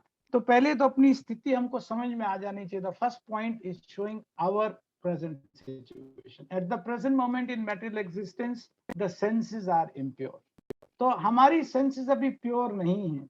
अभी मन में इच्छा रहती है, जीवा भी कुछ ना कुछ टेस्ट करना चाहती है, मन भोग में लगा रहता है, इंद्रियां भोग में लगी रहती हैं. लेकिन जो भी हमारी स्थिति है उससे घबराने की कोई बात नहीं है. By the practice of bhakti योग दी सेंसेस कैन बी प्यूरिफाइड. ये बात निश्चित है कि जब हम भक्ति करते हैं, भगवान की सेवा में लगते हैं, तो धीरे धीरे धीरे धीरे जो इंद्रियों की डिजायर्स हैं वो प्यूरिफाई होने लगती हैं. डिजायर्स तो रहती हैं, लेकिन वो डिजायर्स भगवान से कनेक्ट हो जाती हैं, भक्तों के साथ कनेक्ट हो जाती है. भक्तों के लिए इच्छा होती है, उनके संग की इच्छा होती है, भगवान की सेवा की इच्छा होती है. अच्छे से अच्छे भगवान की मैं कैसे सेवा कर सकूं, मैं कैसे भगवान के बारे में पढ़ सकूं, सुन सकूं, उस तरह की इच्छाएं बनने लगती हैं. तो हम जहां भी हैं, जिस भी स्थिति में, घबराने की कोई जरूरत नहीं है. The process is sure short. उसको हम प्रॉपरली अडॉप्ट करें, दैट्स रिक्वायर्ड. दूसरी बात यहाँ कह रहे हैं, the love of God is now in a dormant state in everyone's heart. ऐसे नहीं कि हमें प्रेम कहीं से लाना है. हम सब भगवान के अंश हैं, और अंश होने के कारण भगवान के प्रति हमारा प्रेम है, लेकिन वो भी सुप्त अवस्था में है, सोई हुई अवस्था में हमारे हृदय में बैठा हुआ है. और वो कैसे पता लगेगा कि वो सोई अवस्था में प्रेम बैठा हुआ है? बिकॉज वही प्रेम अभी मैनिफेस्ट हो रहा है कहीं कहीं, परिवार के प्रति, समाज के प्रति, कहीं कहीं अभी मैनिफेस्ट होता है. लेकिन उसी प्रेम को जब जीव ये समझ लेता है कि मैं भगवान का दास हूं, तो परिवार में रहते हुए, अपना धर्म पालन करते हुए, अपना कर्तव्य सब पूरा करते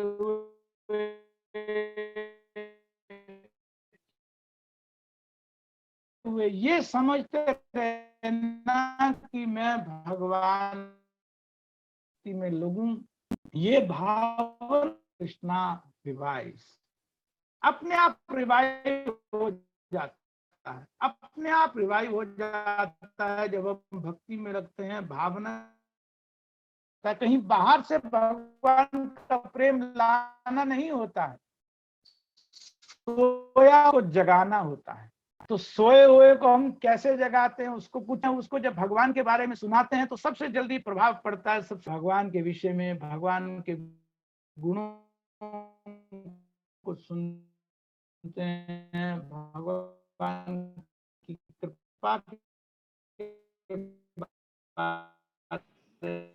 हरे कृष्णा प्रभु जी, धन्यवाद प्रणाम. प्रभु जी आपकी आवाज कट रही है, थोड़ा क्रैक हो रहा है.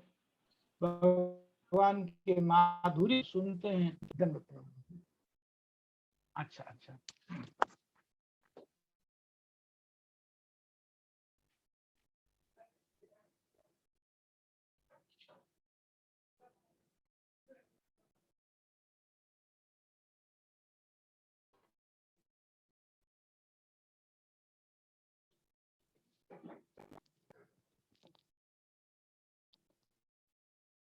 हरे कृष्णा। अभी आवाज आ रही है? प्रभु जी ऐसे लग रहा है कि ना कोई नेटवर्क प्रॉब्लम है, ऐसे आवाज आ रही है पर हम समझ नहीं पा रहे। हरे कृष्णा। हरे कृष्णा प्रभु जी, कैन यू हेयर मी? हाँ, I can. 1 minute. I will just change my position. Let me see if it can help you. 1 minute.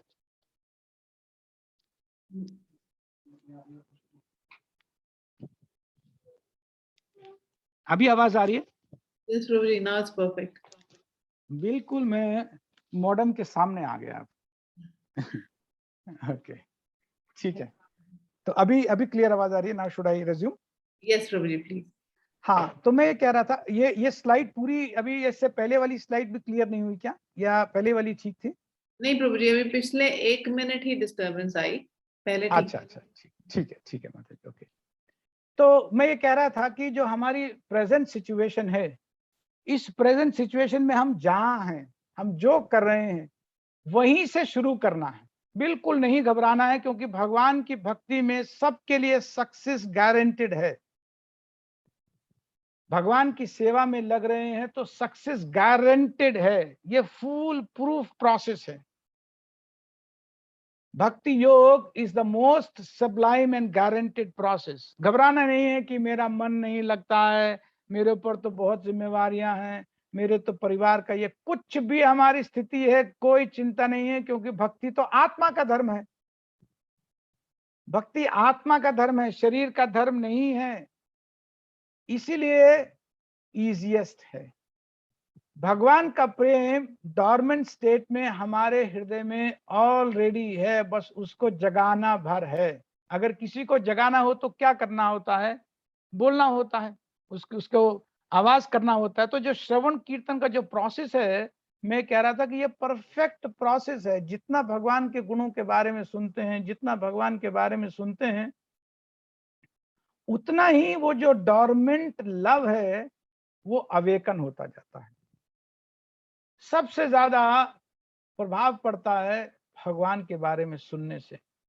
चाहे भगवान के गुण के बारे में सुने, भगवान की कृपा के बारे में सुने, भगवान का नाम सुने, भगवान के भक्तों के साथ एसोसिएट करने में सबसे ज्यादा प्रभाव पड़ता है। क्योंकि उनको देख करके, उनकी स्थिति को देख करके एक मोटिवेशन मिलता है, एक अट्रैक्शन मिलता है। मन में आता नहीं मैं भी इस तरह की भक्ति करूं।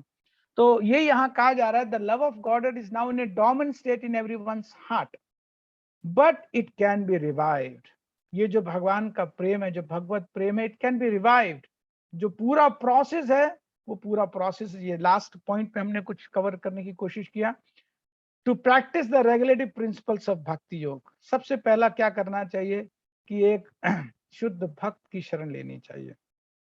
एक भगवान के संपर्क में जो हैं, जो चेन में हैं, जो परंपरा में हैं, उनकी शरण लेनी चाहिए। क्योंकि शरण में लेने से ये प्रोसेस बहुत आसान हो जाता है। ये कृपा का मार्ग है, ये समझ लेना चाहिए कि भक्ति कृपा का मार्ग है, ये मर्सी का मार्ग है। इसमें भक्तों की कृपा से बहुत तेजी से प्रगति होती है। जैसे जब हम एयरपोर्ट पे जाते हैं, तो एयरपोर्ट पर जैसे हम कभी टर्मिनल 3 में जाएं, दिल्ली टर्मिनल 3 में, तो आजकल डिस्टेंस बहुत बढ़ा दिया, लेकिन बीच में वॉकुलेटर्स लगा दिए हैं। अगर आप वॉकुलेटर की बात करें तो वॉकुलेटर पे जैसे ही खड़े होते हैं, आप अपने आप डिस्टेंस कवर करने लगते हैं, और खुद भी अगर चले तो और तेजी से कवर होता है डिस्टेंस। तो भगवान के भक्तों की जो एसोसिएशन है, उनकी जो कृपा है, वो वॉकुलेटर जैसी है। आप कुछ कर नहीं रहे हैं, बस वॉकुलेटर पे खड़े हुए तो देखा कि 100 मीटर कवर कर गया। 1.5 किलोमीटर जाना है, 100-200 मीटर तो ऐसे ही कवर हो गया। हम खुद से भी चलें और वॉकुलेटर भी हमको सपोर्ट करे तो बहुत तेजी से डिस्टेंस कवर होता जाता है। फिर एक वॉकुलेटर छूटता है, 50 मीटर के बाद दूसरा वॉकुलेटर शुरू हो जाता है, फिर तीसरा वॉकुलेटर शुरू हो जाता है।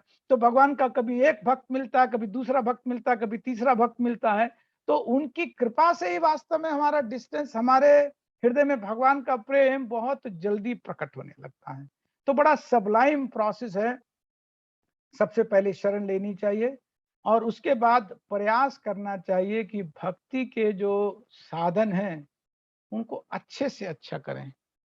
बहुत बढ़िया समय होता है, सुबह जल्दी उठना चाहिए, ब्रह्म मुहूर्त में उठना चाहिए और स्नान करके किसी तरह से भगवान का भजन करना चाहिए। अगर घर में विग्रह है, सेवा करनी चाहिए, नहीं तो भगवान के लिए कुछ न कुछ सुबह कुछ आरती पूजा करके बैठना चाहिए, भगवान के सामने बैठकर पढ़ना चाहिए, एंगेज करना है अपने आप को, स्पिरिचुअल एक्टिविटीज में एंगेज करना है, सुनना चाहिए, भगवान के लिए भोग बनाना है, प्रयास करना चाहिए कि हमारा अधिक से अधिक भगवान के कनेक्शन में दिन निकले, भगवान के बारे में सुने, प्लान करना चाहिए, आज मैं 2 घंटा जरूर सुनूंगी, आज मैं 2 घंटा 1 घंटा मैं जरूर पढ़ूंगी, 15 मिनट आधा घंटा, जितना समय है।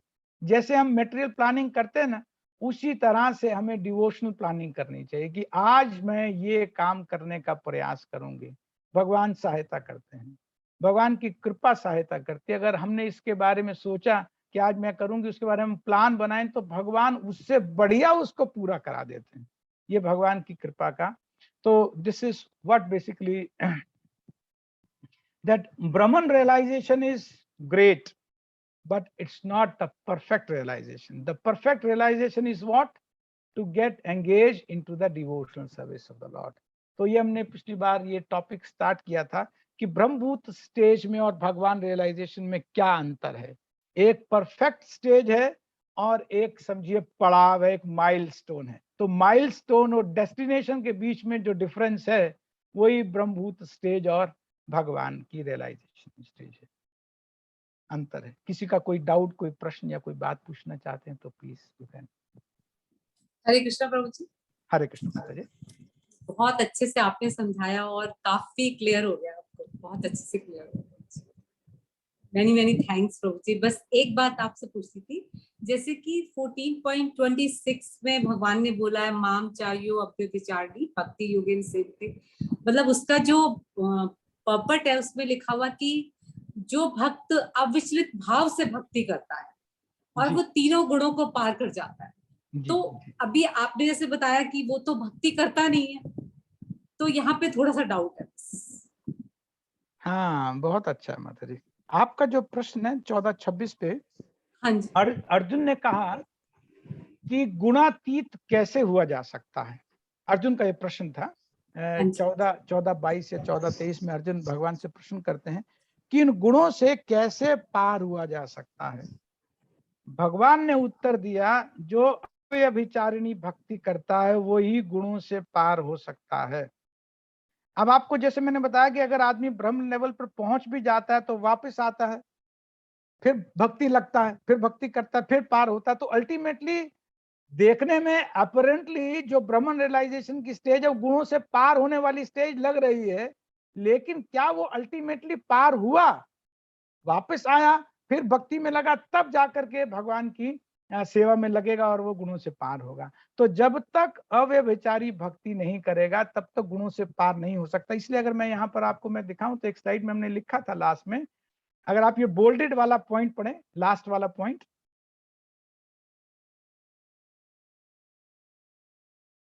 पढ़िए माता जी आप ये लास्ट वाला बोल्ड वाला। Yes, thus the transcendental service to the Lord is a factual liberation from all the material contamination. Yes, that is the factual liberation. Why it is factual liberation? क्योंकि उसको वापस आना पड़ता है, भक्त को वापस नहीं आना पड़ता है। तो factual liberation किसका हुआ? भक्त का हुआ ना। ये भगवान कहते हैं कि माम चयो अव्यभिचारी भक्ति करता है वही गुणों से पार हो जाता है। Yes, thank you so much. Thank you. और किसी का कोई संशय, कोई डाउट या कुछ कमेंट? प्रभु जी, माइलस्टोन और डेस्टिनेशन के बीच का जो लेवल है, जो स्टेज है, वो ब्रह्म स्टेज है। ये थोड़ा सा माइलस्टोन के बारे में समझना था, एक ही सेकंड थोड़ा सा। नहीं, मैंने सिर्फ वो एक नाम लिया, ऐसा कहीं मैं बताना चाहता था कि हालांकि 0 एक पॉइंट है between minus numbers and positive number. 0 एक नंबर है। हम अगर नीचे ग्राउंड फ्लोर पर खड़े हैं और हमें 40th फ्लोर पर जाना है तो मान लीजिए 10th फ्लोर एक नंबर है, but that is irrelevant to us. The most important thing for us is our destination, our लक्ष्य। हमारी लक्ष्य क्या है कि हम भगवान की भक्ति करना चाहते हैं। तो हमें माइलस्टोन तक अपना टारगेट नहीं बनाना है। अवर target is not Brahman, our target is स्वरूप में कैसे अवस्थित हो। मुक्ति हित्वा अन्यथा रूपम स्वरूपेण अवस्थिति।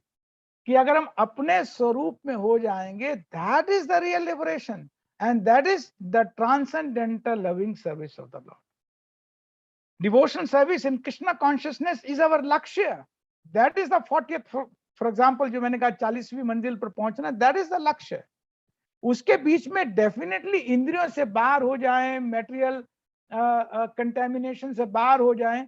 अपरेंटली लग रहा है कि जैसे 10th फ्लोर भी एक स्टेज है, but that's a milestone to us. That's not our destination. Our destination is engaging in the transcendental service of the Lord. उसमें अपने आप इंद्रियां भी शुद्ध हो जाएंगे, लिबरेशन भी हो जाएगा, सब अपने आप कवर हो जाता है. क्यों? बिकॉज अपने स्वरूप में तो सब कुछ होता ही नहीं है, सब कुछ तो होता ही नहीं है. अपने स्वरूप में ही आ जाएंगे हम, अपनी भगवत दासता के स्वरूप में आ जाएंगे. हम भगवान के दास हैं, इसको रियलाइज कर लेंगे और उस तरह की पोजीशन में अपने आप को एंगेज करने लगेंगे, तो प्रभाव ही नहीं पड़ेगा मैटर का, इंद्रियों का प्रभाव ही नहीं पड़ेगा. और भक्त इस बात को अनुभव करते हैं कि इंद्रियों का प्रभाव, इच्छाओं का प्रभाव अब नहीं रहा. भक्त इसको सहजता से अनुभव करते हैं, क्योंकि ये सबलाइम है बिल्कुल. अगर कोई प्रत्यक्ष हो रहा है तो उसको प्रमाण की कोई आवश्यकता नहीं होती है. तो भक्तों के जीवन में स्वाभाविक होता है कि धीरे धीरे धीरे धीरे धीरे धीरे अट्रैक्शन इंद्रियों का कम होने लगता है और एक स्टेज पर जाकर के बिल्कुल समाप्त हो जाता है, खत्म हो जाता है. इज इट ओके माता जी? Is it fine? Yes, thank you very much. Clear, Prabhuji. Thank you. ठीक है. और किसी का कोई डाउट है? प्रभु जी, प्रश्न और था छोटा सा प्रभु जी.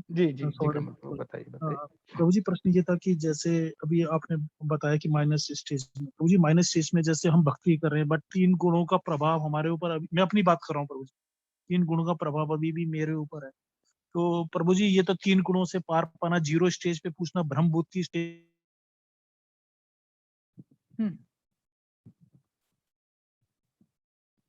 आपकी आवाज मुझे नहीं आ रही है या? प्लस वाली स्टेज का तो हम अभी मतलब ऐसा कि डिमोरलाइजेशन सब ऐसा है. देखिए मैं जहां रहता हूँ ना, वहां पर ना गॉड हेड तो बहुत लंबी यात्रा है प्रभु जी अभी. मैं आपको एक बात बताता हूँ प्रभु, जहां मैं रहता हूँ प्रभु जी, वहां पर अभी आवाज आ रही है आपको? आवाज आ रही है प्रभु? मेरी आवाज पहुंच रही है क्या बाकी भक्तों को? जी प्रभु जी अब आ रही है. अच्छा. मैं ये कह रहा था प्रभु, जहां मैं रहता हूँ ना, वहां पर एक टावर है, वो 32 फ्लोर की है और उसकी बेसमेंट -2 और -1 है. तो आप और मैं एक दिन चलते हैं, -2 पे खड़े होंगे और आपको मैं 32 पे लेकर के जाऊंगा. उस पे 0 1 2 3 कुछ नहीं आएगा, सीधा 32 का बटन दबाऊंगा, 32 पे पहुंचेंगे.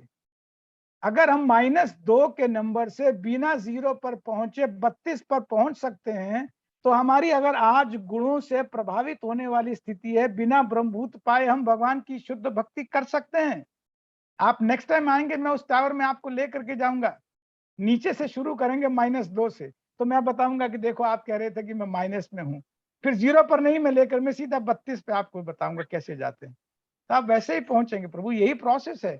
चिंता नहीं करनी है कि माइलस्टोन अभी ब्रह्मभूत का नहीं आया है. कोई चिंता नहीं है कौन सा माइलस्टोन आया कौन सा नहीं आया. भगवान की भक्ति करते रहना है बस.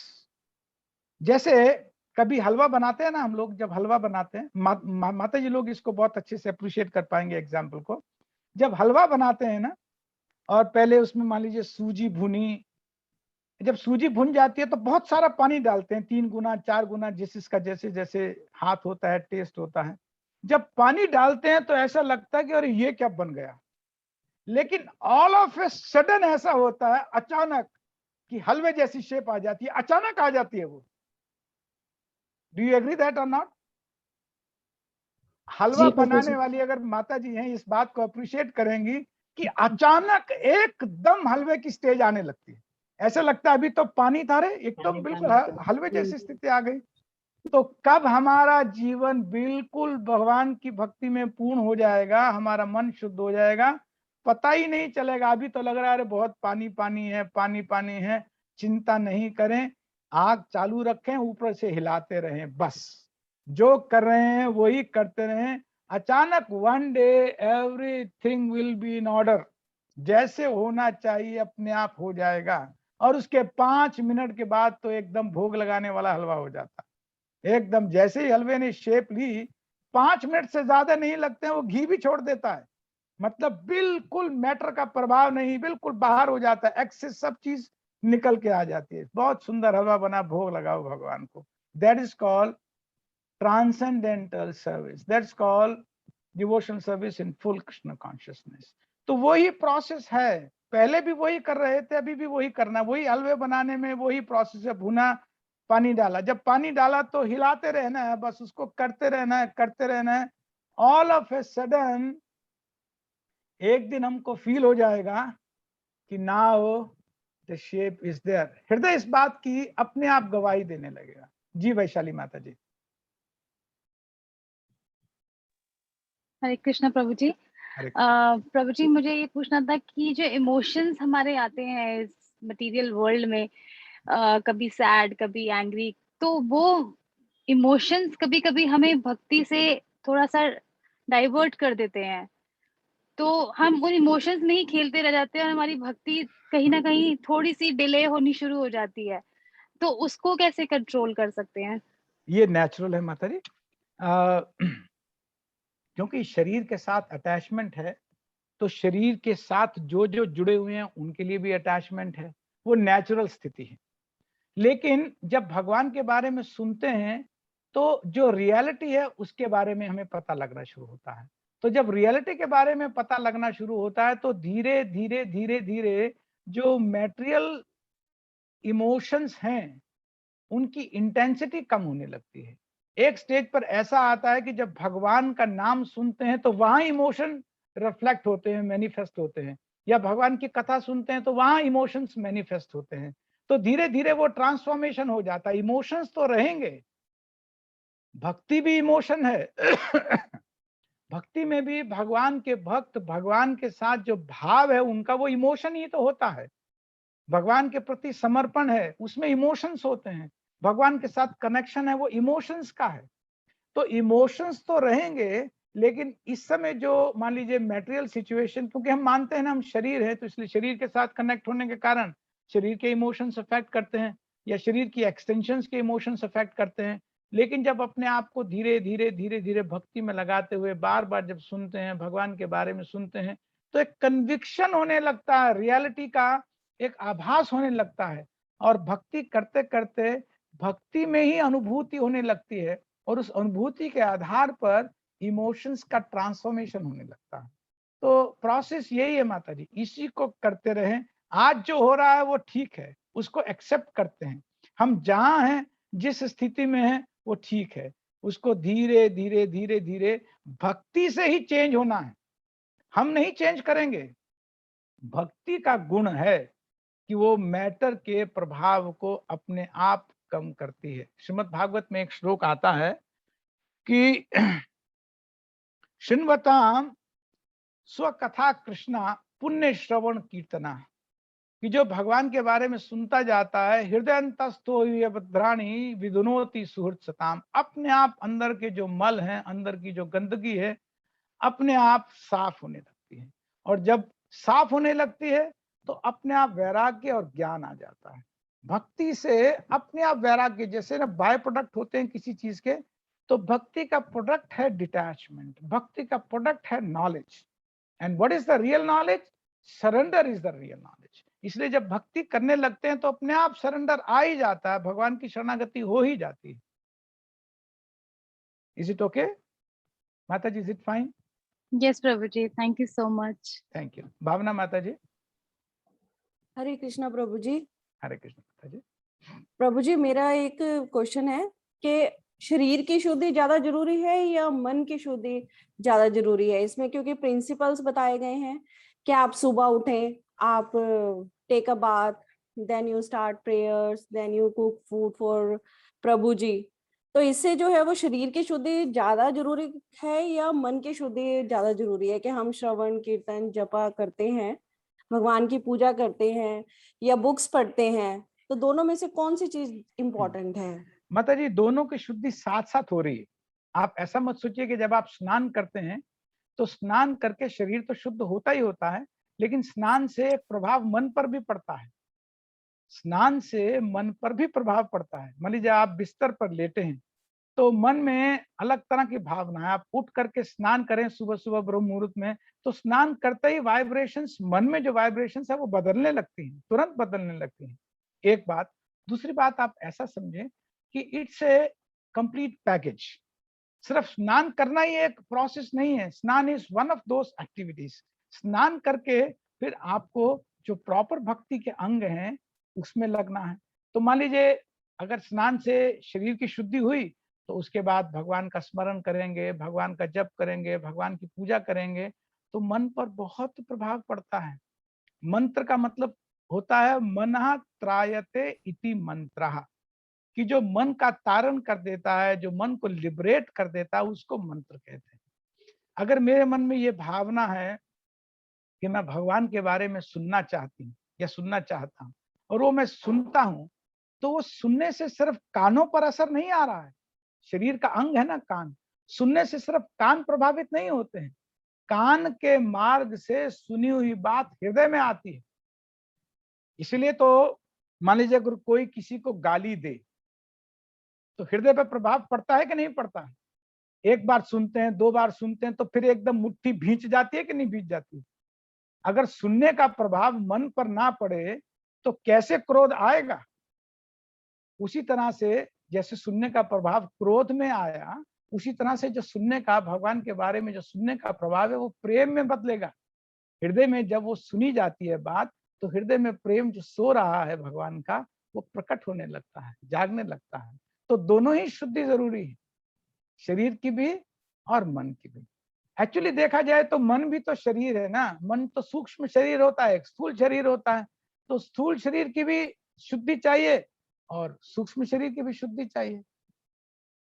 ठीक है, ठीक है, थैंक यू। यस आनंदिता माता जी। कृष्ण प्रणाम प्रभु जी। हाँ प्रभु जी, क्या ये जो आपने बेसमेंट 2 से जो 40th फ्लोर का जो फॉर्मूला लिया ना, उसमें आप मुझे भी जरूर लेके जाने का। अच्छा अच्छा ब्यूटीफुल माता जी, सभी टावर्स में है, आप जाकर के किसी भी टावर में। तो प्रभु जी को इसलिए बोल दिया कि वो कह रहे हैं कि क्या मैं अपनी प्रेजेंट सिचुएशन से बाहर आ पाऊंगा, मैटर से मैं कंटेमिनेटेड हूँ। तो मैंने कहा भी एक बार यहाँ आकर के देख लो, अगर -2 से सीधा 40 पे जाओगे तो आप भी आ सकते हो, साइंटिफिक है, प्रत्यक्ष को प्रमाण की जरूरत नहीं होती है। तो सब जगह पर माता जी सबके लिए यही है, और एक्चुअली होता भी यही है। हम जहाँ हैं घबराना नहीं है, हमें कोई अपने जीवन में परिवर्तन नहीं करना है, कुछ माइनस नहीं करना है, कृष्ण को ऐड करना है बस। जो वास्तविक है वो उसको अपने जीवन में लाना है, जो रियलिटी है उसको जीवन में लाना है, तो अपने आप सब बैलेंस होता जाएगा। कृष्ण इतने कृपामय हैं कि हमें हमारा बिना कुछ छोड़े सब दे देते हैं जो हमें मिलना चाहिए। हमें कुछ छोड़ना नहीं पड़ता है भक्ति में। भगवान कुछ इस तरह से इक्वेशंस बिठाते हैं कि सब अनुकूल हो जाता है, सब बिल्कुल फेवरेबल हो जाता है। हमारे मन में तो ये भावना होनी चाहिए कि मैं सेवा कैसे बढ़िया से बढ़िया कर सकूं, बस इतनी अगर भावना है तो बाकी काम भगवान कृपा से कर देते हैं। सुनिए माता जी। और 2 क्वेश्चन। हाँ बताइए। क्वेश्चन नहीं है, बस मैं ना ये चाह रही थी मेरी प्यूरिफिकेशन के लिए कि आने वाले सेशंस में आप अगर सर्वधर्मान परिस्थिति है कुछ थोड़ा डिटेल करके समझाएंगे। अच्छा ठीक है माता जी, बहुत चीजें समझ में आएगा। Sure. Help in teaching also.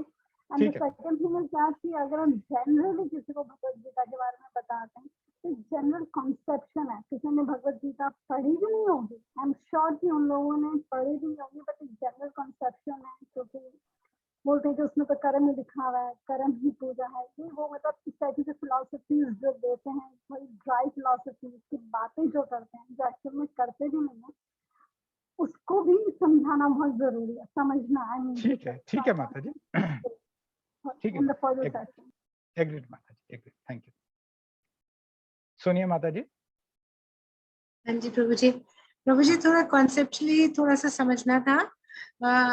we started with कि गॉड के 3 एस्पेक्ट्स हैं, ब्रह्मन, ब्रह्मा एंड सुप्रीम ब्रह्म, परमात्मा और भगवान। हाँ जी।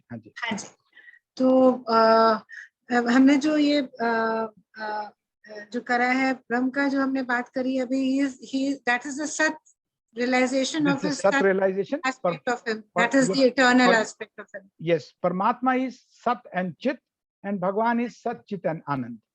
तो हमने परमात्मा का तो कोई आई मीन लाइक ऐसा है कि जब हम ब्रह्मन तक पहुंचते हैं, उस एस्पेक्ट तक पहुंचते हैं, तो हमको नीचे आना ही पतन होता ही है, तो पर ब्रह्मा तक हमारा कोई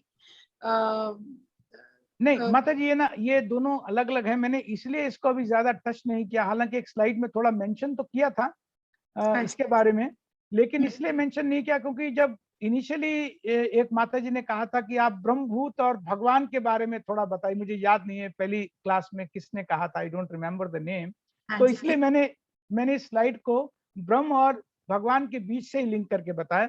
दो this another stage is there in between which is the परमात्मा, but again a milestone. Milestone की जैसे ब्रह्मन रियलाइजेशन की हमारे लिए कोई इंपॉर्टेंस नहीं है, बिकॉज इट्स ए माइलस्टोन, उसी तरह से परमात्मा रियलाइजेशन की कोई इंपॉर्टेंस नहीं है। अगर मान लीजिए किसी को 40 फ्लोर पर जाना है और 10वें फ्लोर की कोई इंपॉर्टेंस नहीं है, तो क्या 15th फ्लोर की इंपॉर्टेंस होगी, 17th की होगी, 18th की होगी, 20th की होगी, कोई इंपॉर्टेंस नहीं है। Our target is transcendental devotional service. That's all. Yes. That's all. That's all. इसलिए बीच की कोई स्टेज की कंफ्यूजन की कोई आवश्यकता नहीं है। It includes everything. एक जगह पे हमने ये लिखा था कि that it includes devotional service, includes the Bhagwan realization, includes the Brahman realization and the Paramatma realization. All three. Yes. I think ये वाला अगर आप स्लाइड पे पहला पॉइंट देखें, therefore both परमात्मा and, मुझे याद नहीं है कहाँ पर लिखा था, शायद इसी पे होगा कहीं पर, कि इट इंक्लूड्स दैट। हाँ जी जी जी, थैंक यू। मैं स्लाइड आपको भेज दूंगा माता जी, राधा किशोरी माता जी को, so that if you want to refer then you can see it. ठीक है, यस, थैंक यू। हिमानी माता जी, धन्यवाद प्रणाम। धन्यवाद प्रणाम माता जी।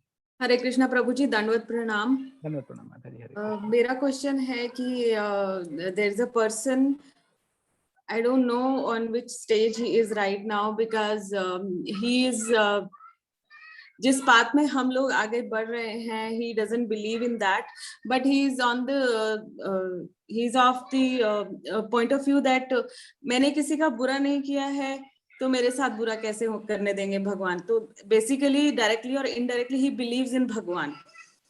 लेकिन जब मैं बोलती हूँ कि आप भगवत गीता पढ़ो या आप थोड़ा सा इस चीज में आगे बढ़ने की कोशिश करो, तो ही इज वेरी अनइंटरेस्टेड। जी जी जी। तो मैं चाहती हूँ कि मैं उन्हें कैसे केसी दे पाऊँ, इसके लिए थोड़ा सा आप मुझे गाइड कीजिए, क्योंकि ही इज वेरी रिलक्टेंट कि अच्छा पढ़ लूंगा मैं, भगवत गीता पढ़ लूंगा। अभी I don't know on which stage he is in ब्रह्मभूत और is in negative domain. So देखिए माता जी, दो अप्रोच होती हैं।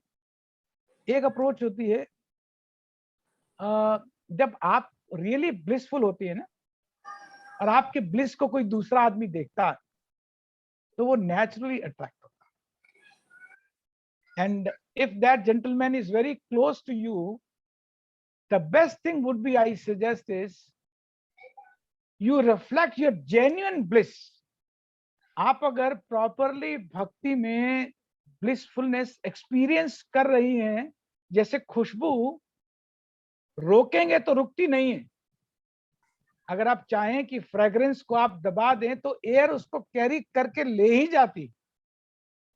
तो उसी तरह से जो आपके हृदय में भगवान के प्रति जो भावना है, जो ट्रू सरेंडर है, अगर वो हो जाता है तो आपको प्रचार करने की या किसी को कन्विंस करने की जरूरत नहीं पड़ेगी। मात्र थोड़ा उसके साथ एसोसिएट करेंगे तो उसके ऊपर प्रभाव अपने आप आने लगेगा। आपको कोई टेक्निक नहीं चाहिए, कोई टेक्निक नहीं चाहिए किसी को बताने के लिए, समझाने के लिए। If we implement it properly, if we practise Krishna consciousness practise properly, then what happens कि एक नेचुरल हमारे अंदर एक भगवान के प्रति एक आस्था, एक विश्वास, एक श्रद्धा, एक निष्ठा बनने लगती है। और उस निष्ठा से हम इतना अटैच हो जाते हैं, इतना बंध जाते हैं, इतना उसमें कि हमारा अपने आप एक मैनिफेस्टेशन, एक रिफ्लेक्शन होने लगता है हमारे छोटी छोटी एक्टिविटीज में, छोटी छोटी बातों में। जब छोटी छोटी बातों में हम कृष्ण कॉन्शियस होते हैं तो दूसरे आदमी हमारी हर छोटी बात को वॉश करते हैं। Until we are Krishna conscious in all our activities, नहीं सिर्फ भक्ति करते हुए नहीं, हर छोटी बात में we should be Krishna conscious. We should be Krishna conscious. Krishna conscious means conscious of Krishna, the supreme personality. The consciousness is always connected to Krishna. तो जब वो छोटी छोटी बातें दूसरा आदमी देखता है तो वो प्रीच अपने आप हो जाता है। Understand that. और उसमें अगर कहीं पे थोड़ा बहुत अगर कहीं मान लो गुड़ डालना भी पड़ता है तो वो डालने का प्रभाव पड़ेगा, वो आपको रिसेप्टिव होकर के सुनेगा। बस इतना ही चाहती हूँ प्रभु जी की वो सुन लें, वो सुनते ही नहीं है और मैं साथ नहीं रहती हूँ उनके, इसलिए मैं उनको प्रसादम भी नहीं फीड करवा पाती हूँ। तो मुझे एक यही कंसर्न था कि इतनी दूर बैठ के मैं उनको कैसे कैसी दूं। I usually try to talk about it but he avoids. नहीं, वो स्वाभाविक है माता जी। देखो, एक एनवायरनमेंट का बहुत फर्क पड़ता है। मान लो आप फिजिकली किसी के साथ हैं, किसी के टच में हैं, उनको मिलते हैं तो ज्यादा फर्क पड़ता है। अगर आप फिजिकली मान लीजिए किसी के टच में नहीं है तो उसको बात करने से वो एनवायरनमेंट का जो बेनिफिट है ना, आपकी एसोसिएशन का जो बेनिफिट है या जो आपके साथ जुड़ने का, आपसे जिस तरह के आपके रूटीन को देख करके वो इम्प्रेस उतना नहीं हो पाते।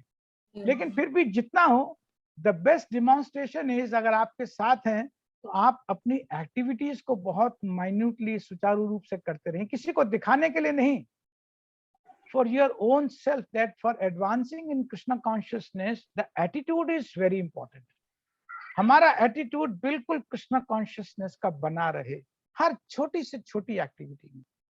जहां पर हम छोटी एक्टिविटी को इग्नोर करना शुरू करते हैं ना, तो बड़ी एक्टिविटीज में अपने आप नॉन कृष्णा कॉन्शियसनेस अपने आप मैनिफेस्ट हो जाएगा। और अगर हम छोटी छोटी एक्टिविटीज में कृष्णा कॉन्शियस रहने की प्रयास करते हैं तो छोटी से बड़ी में जाने में बिल्कुल समय नहीं लगता है। तो most important is that for very small action we should try to be Krishna conscious in our behavior. Is it okay? Yes, Prabhuji. Thank you very much for such nice explanation. Thank you, Mataji. और किसी का कोई doubt, कोई संशय, कोई comment है? ठीक है, thanks a lot. It was a wonderful association. I really got lot of inspiration from you devotees here, and I thank to everyone, to Radha Kishori Mataji also for giving me an opportunity to discuss something about the Lord, and I really thank from the core of my heart to all the devotees. Thank you so much. Thank you. Thank you, Prabhuji. Thank you very much. Thanks a lot. Hare Krishna. Hare Krishna, Prabhuji. Thank you, Mataji. Hare Krishna. Thank you. Prabhuji, we are so fortunate that we are having an association. Left. आप लोगों से सबसे request है, पहले आप मुझे thank you properly systematically बोल देने दीजिए। 2 मिनट मुझे दे दीजिए, आप लोग शुरू मत हो जाइए, ठीक है? He is a very senior devotee, let me thank him properly, right? है ना? और फिर उसके बाद आप लोग थैंक कर सकते हैं, ठीक है? This is not really the decorum, so I must thank him now he is left. Okay.